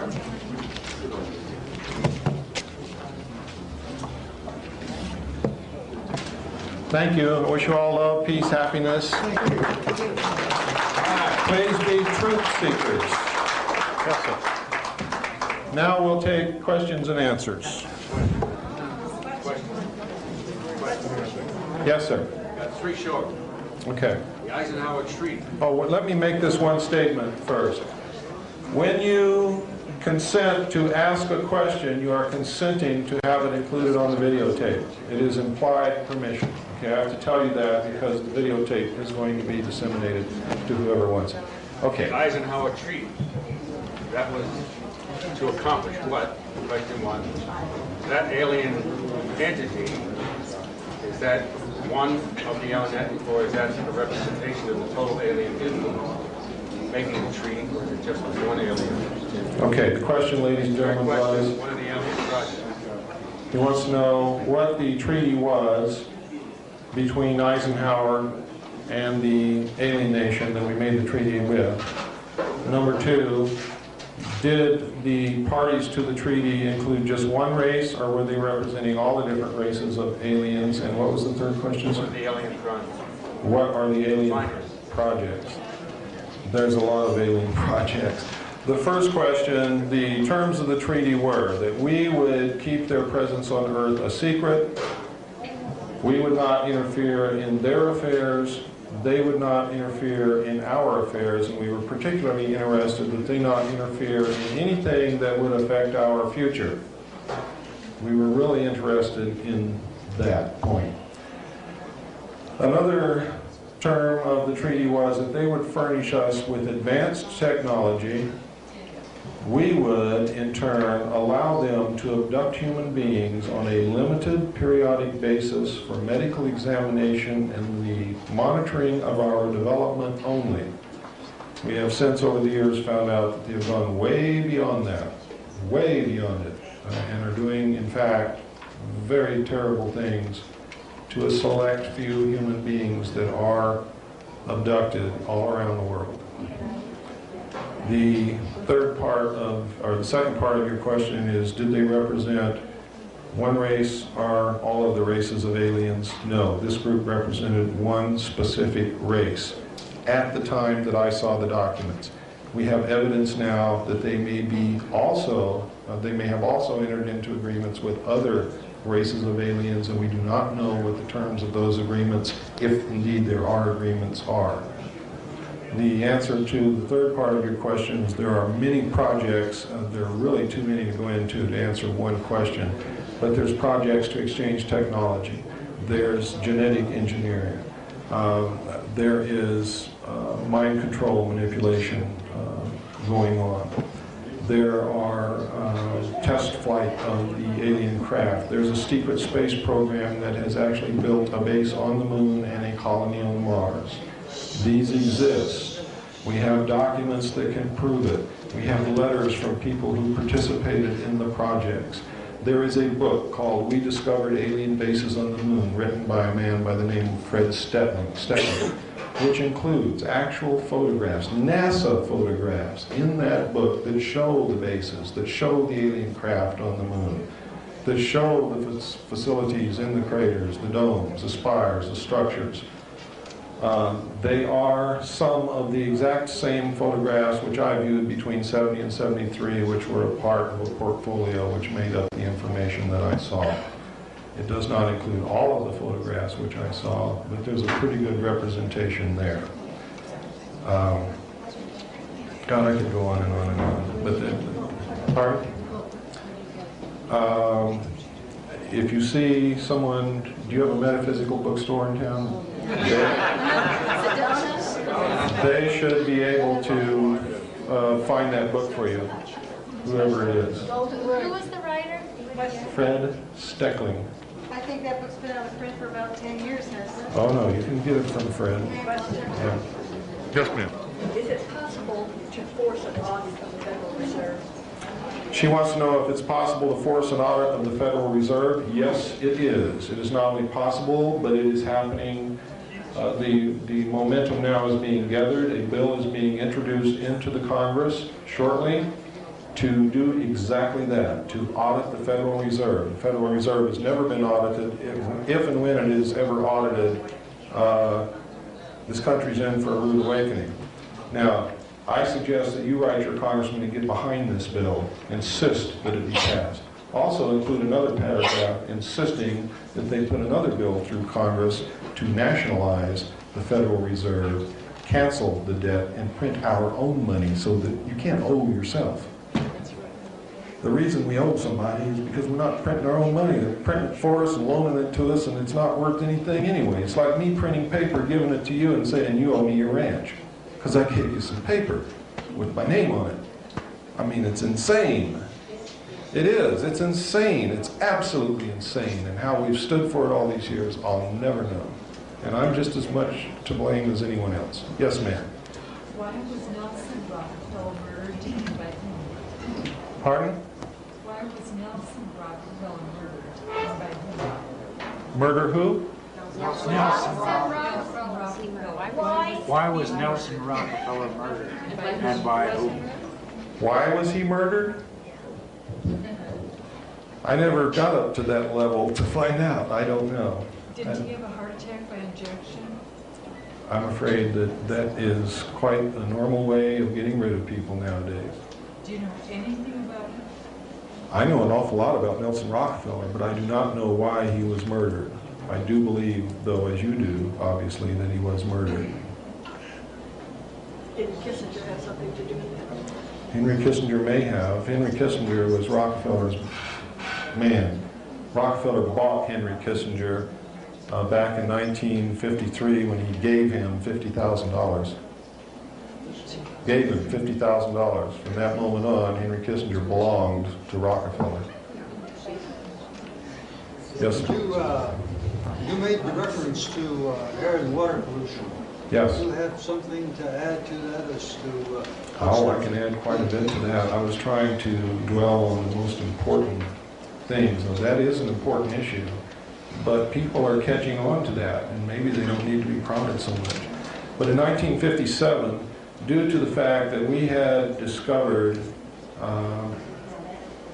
certain things were happening, and the aliens are able, obviously, to predict the future, they say, and we can't believe that because we don't know yet if they're predicting it correctly or not. But a large body of the most prominent scientists in the world met in Huntsville, Alabama in 1957 to study the matter, study some of these questions we had from what the aliens had told us, specifically the benevolent aliens who were concerned about what we were doing to the Earth. They arrived at the conclusion that with or without predictions from anyone, by or shortly after the year 2000, the Earth would not be survivable, would not be able to exist here, simply because the projected increase in population, we would not be able to keep up with food supply for the masses of people. The burning of coal and fossil fuels would continue to pour carbon dioxide into the atmosphere along with other pollutants. The burning of sulfurous coal would increase the incidence of acid rain and destroy the forests. The forests are the only thing that keep the balance between oxygen and carbon dioxide. Since then, it's not just acid rain. We have been depleting the forests at an unbelievable rate. There's almost no rainforest left on the face of this planet now. The rate of pollution is unbelievable. At one point, we actually had rivers in this country that would burn if you lit a match anywhere near them. The whole length of the river would burn. It's incredible. There were whole rivers that were nothing but soap suds. We're getting better at doing that. But we've got to get even better and better. We've got to stop using fossil fuel. We've got to stop. We've got to do whatever it takes, even if it goes back to a simpler lifestyle. We've got to do that, simply because the Earth is a very fragile place.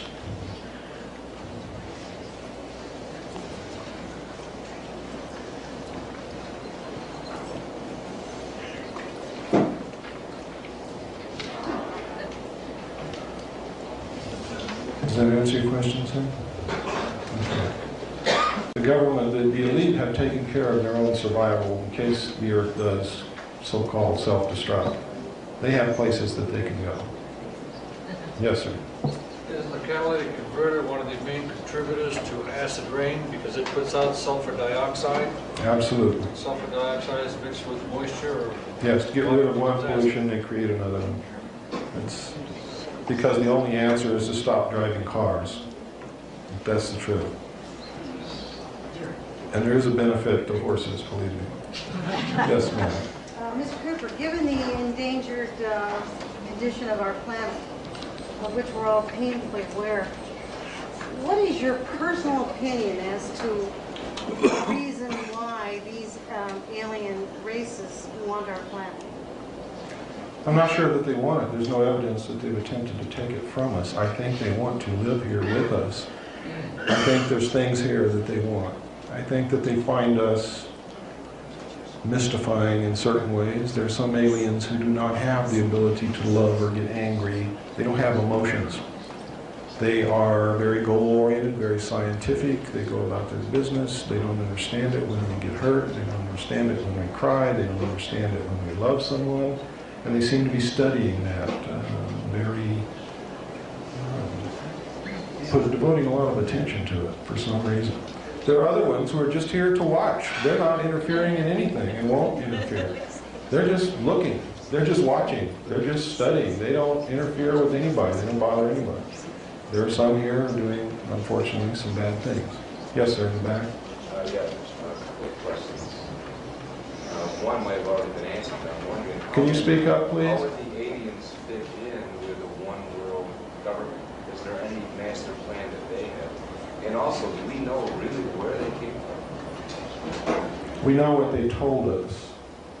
For instance, the group we have the treaty with told us they came from a planet that revolves around a red star in the constellation of Orion, which we call Betelgeuse.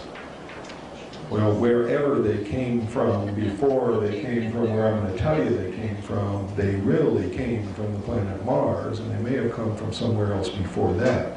But I know for a fact they came here from Mars. from Mars. We have found, ladies and gentlemen, the remains of an ancient civilization on the planet Mars that had at least reached the Bronze Age. And we have found that someone has been living underground on Mars, and I think it's these people who came here from Mars. The Mars phase is not something new. We knew about that on before May the 22nd, 1962, when our first space probe that we sent to Mars landed. Before it landed, it had made quite a few revolutions around the planet Mars in the atmosphere. It was a winged probe. It actually landed on the surface of the planet on May the 22nd, 1962. Contrary to what you've been told. We knew and photographed the face on Mars, the pyramids, the remains of cities, and many, many other things at that time. I have a letter here in my briefcase that will confirm that. Yes, sir. So you're confirming much of the alternative 3 scenario? Alternative 3 is absolutely true.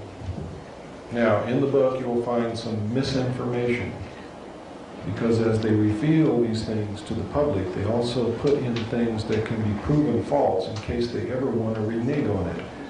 And you have to remember that the first purpose of the contingency plan, known as Majestic, was to test the reaction of the public to the truth with supposedly true information which could be proven false at a later date because false information is mixed in with it. Does everybody understand how that works? Got it. Yes, sir. Is there any way to tell whether there are good aliens or bad aliens, or is there any way to contact or places to go where you can see them that are, like you said? I can't take the responsibility of telling you who is good and who is bad because I can't make that determination. There's so much lies and so much deception mixed in with the good aliens and the bad aliens that I cannot determine who is who and what is what and what is deception and what is reality. And I advise all of you to take extreme caution in making any kind of judgment, because the bad ones will present themselves to you as being good to manipulate you. The good ones will lie to you to manipulate you to reach their ends, which they think is good for you. Some of them have a policy that they won't interfere with you no matter what. They just won't have anything to do with us.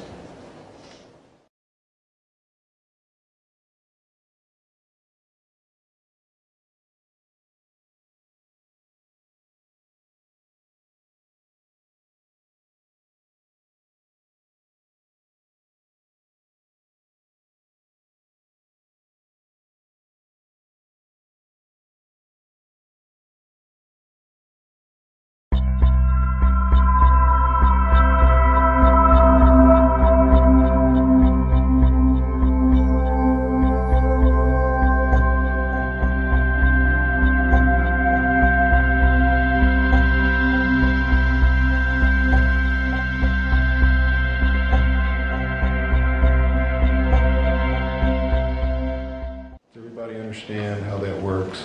Got it. Yes, sir. Is there any way to tell whether there are good aliens or bad aliens, or is there any way to contact or places to go where you can see them that are, like you said?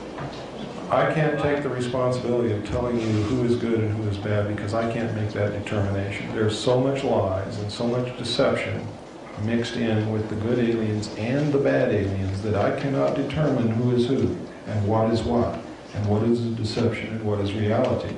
And I advise all of you to take extreme caution in making any kind of judgment, because the bad ones will present themselves to you as being good to manipulate you. The good ones will lie to you to manipulate you to reach their ends, which they think is good for you. Some of them have a policy that they won't interfere with you no matter what. They just won't have anything to do with us. Now, somebody sent up a note that says, I am very concerned about the statement you made that there is deception coming from good and bad. What deception is coming from good ETs? Is this possibly a lack of spiritual understanding on your part? No, it's a part of in-depth investigation and questioning and finding out the truth rather than accepting what I hear and what I see. That is what is the result of. For instance, would you say that the good aliens who led the Jewish tribes out of Egypt were good or bad? Why? Didn't they save them? Didn't they lead them? Didn't they give them food? Didn't they give them water? But they saved them, didn't they? Didn't they save them? Wouldn't you say that was a good act? But how did they accomplish it? They deceived them. They said that they were God.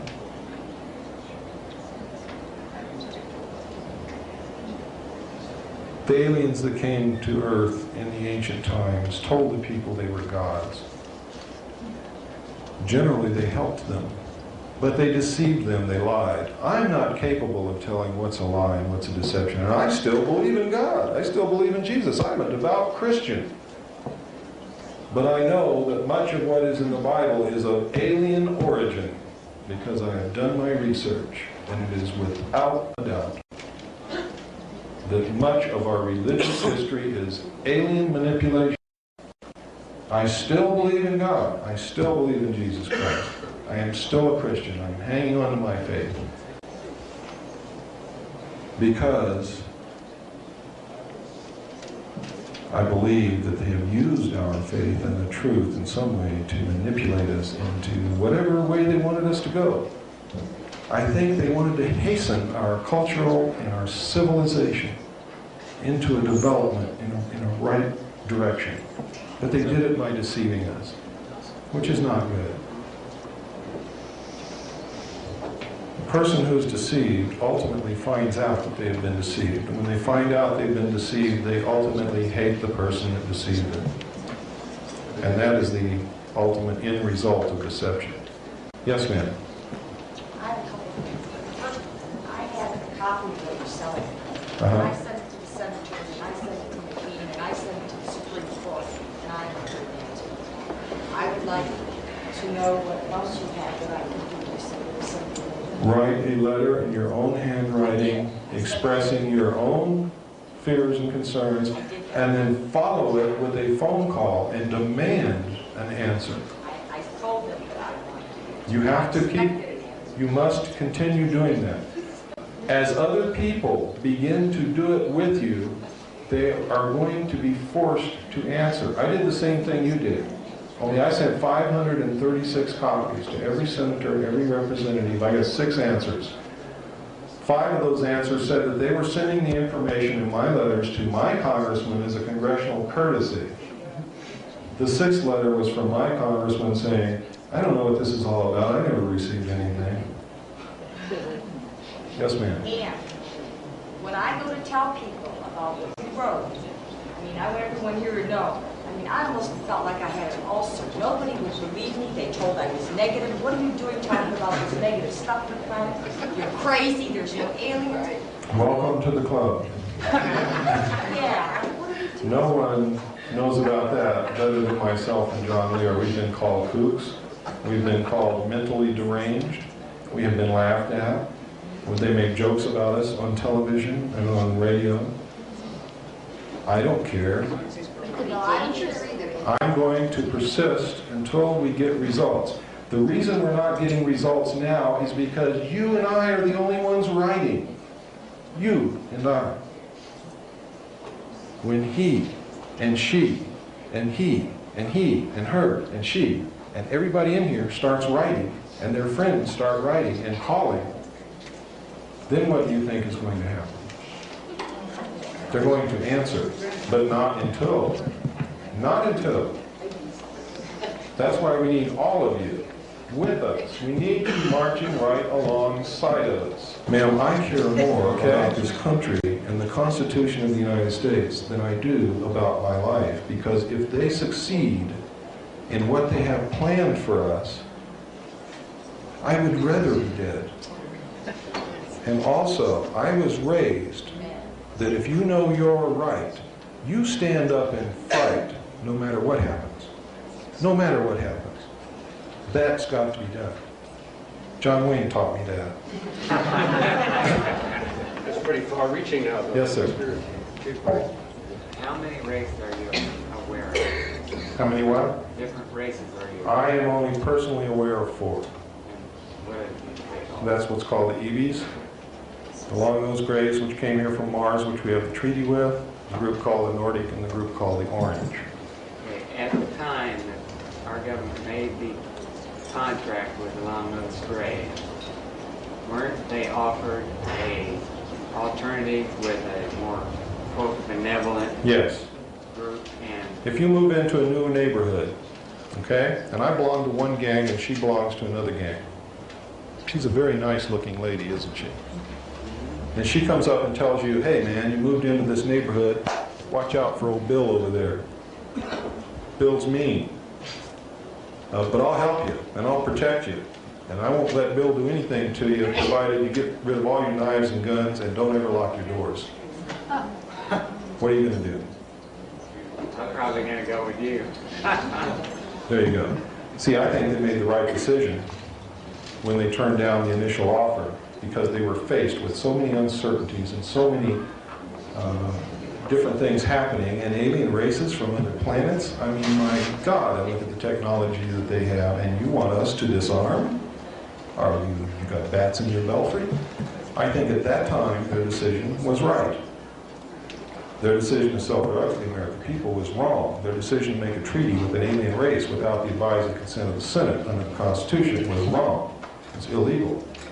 Lying to the American people all these years, manipulating us, controlling us, literally ripping up the Constitution and putting it in Ollie North's shredder is wrong. All based upon an assumption that if we knew the truth, we would flip out.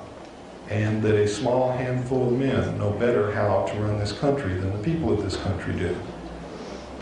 And they are all part of a group who wants to subvert the Constitution in the first place to create a one-world economic system under a one-world government with a very few people at the top holding all the power and all the money, holding all the strength. Just on the original alien intent. Seeds planted. The aliens planted those seeds, yes, over 250 years ago. Yes? What about annual bird papers? Has anyone ever gone into those SDLC? Ma'am, with all due respect, we must stick to the most pressing problems at first. Right now, confronted with what we're confronted with. I can't be concerned with a hole at the pole. I'm very serious. Well, it may have something to do with it, but I'm not aware of anything that yes. You talked earlier about a lot of people who've been abducted and have been implanted, have moved away from their residence and or grouped together in other places. How do you see that fitting into the picture? The people who have been abducted and implanted have some ultimate mission. We know that. They are compelled to move to certain places. Some of them are compelled to stay in the same place. When their mate, if they're married, resists, they leave their mate. That's how much they're compelled to do it. There have been people who left their children, women who've left their children, which is totally against the paternal instinct. I mean, the maternal instinct. It's just totally against it. Women just don't do that sort of thing. It's not. There's a level of mind control at work here that is terribly disconcerting. They are implanted, they have a specific goal to accomplish in the future, and most of them know that they have something that they're supposed to do, but they don't know what it is, and we don't either. The government is terribly afraid that when somebody pulls a switch sometime in the future, these abductees are going to go out and cripple the communications and blow up bridges and cripple the government. The government's afraid of this. I don't think that's what it's about. It may be what it's about, but it concerns me that the abductees are seeing an obvious criminal act as being a good thing. For instance, they're asleep in their bed. Someone comes and kidnaps them out of their bed these people that kidnap them are so different than us that it's got to strike total fear into them. They are totally paralyzed, immobile. Now, most people have never been totally helpless in their life. And I'm telling you that that is the greatest terror that you will ever feel, is when you are totally helpless and you know it. Now, these people are taken into an alien environment in a craft that floats in the air. In a round room, and they all describe this room exactly the same. There is no difference between the descriptions. None of them know the other. Most of them have never heard of abductions or UFOs or spacecraft or aliens or anything. They've never read these books. And until just a few years ago, there weren't any books to read about abductions, because this is a recent thing that's been coming out. So we know that they're telling us the truth. We've hypnotically regressed them. We have tons of evidence and descriptions, and the stories are always the same. And sperm and ova is harvested from them. Scoops of flesh are taken out of their body, which leave pock marks. They are surgically operated upon. They are implanted. Some females are impregnated. After the end of the first trimester, they're abducted again, and the fetus is taken from them. And the abductees perceive this experience as having been a good experience, and no harm was done to them. Yet, and this is their conscious mind talking, listen to what their subconscious mind is telling them. Their subconscious mind is causing them to exhibit all of the same symptoms of a rape victim or a hostage victim who has been held for a long time, commonly called the Patty Hearst syndrome, where you begin to identify with your captors. Now, this is obviously great physical and emotional and spiritual harm has been done to these people. Yet their mind has been controlled to the extent that they perceive this experience as having been a good one. That deeply concerns me. I don't know about you, but I'm really concerned about that. And they are and have been given some task to perform in the future. They know that they have this job to do. They don't know what it is they're supposed to do. Some of them have been given tremendous knowledge that they never possessed before, never learned in school, don't even know what it is that they know in a lot of instances. Yes, ma'am. Each one here needs to know that we are sovereign beings under God, and we have the right to say no. That's right. To invoke in the name of God that you don't want to be abducted, that you cannot take me against my free will. And if you find yourself unable to speak in such a situation, mentally make that declaration, and they cannot take you under universal law. What she's saying is true, and people who have done that and really believed in what they were saying have not been abducted. People who have tried to pull that off and really didn't believe what they were saying were taken anyway. The implantation, is it physical or psychological? It's physical. It has been detected and proven to exist by magnetic resonance imaging.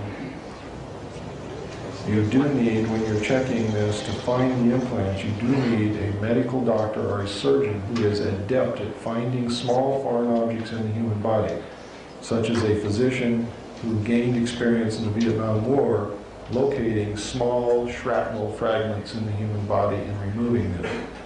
They are the ones who can find these implants the quickest. Have ever been found? Yes, many of them have been found. An Audi automobile, license number LA MER, is blocking. Need to move that on the bill. Yes, sir. Yellow shirt. Yeah, what about transfers of technology? You know, it strikes me that the government, everybody be interested in these technologies down the road, you know. You use a lot of it every day. Okay, a lot of it's already transferred. A lot of it is filtered out from the national laboratories into the Defense Industrial Complex and then out to the public. Are they working on other, you read about power sources for these things, or air engines and water engines, are they working on that to stop the air pollution? They are not working on anything until the oil is gone. the oil companies are owned by, guess who? Yes, sir. What do you have, a couple things, what do you have to say on the Pleiades? And also, has there been any discoveries of aliens that look exactly like people? Yes, the Nordic and the Orange both look like people. I mean, you couldn't tell them from one person. No, I wouldn't go that far. They look enough that they could pass if they want to. And the Nordic are described as being very beautiful. Very beautiful people, blue eyes, blonde hair. Where do they come from? The Nordic, I don't know where they come from. All right. What about the Pleiades? Where do you come from? That is the What's question. the average height? Ladies and gentlemen, he brought up a good point. I want to know about the Pleiades group. I want to tell you right now that the Billy Myers case is a real case. It is not a phony case. It is not a hoax. It is real. It is absolutely real. The documents that you saw with the string in it, all of that was prepared by the Office of Naval Intelligence. The model was built and placed in his barn, and photographers were sent up there with intelligence agents who opened the barn door and said, see, the Billy Myers case is real. The Pleiadian people are real. The craft are real. Some of their craft we have at Area 51 and are flying in. I have on videotape right now with me here tonight, if you want me to, I can show it to you. Yes. Evidence right before your very eyes that will prove to you that these craft on this videotape are real. And you can see for yourself, there's no way possible that these photographs can be faked.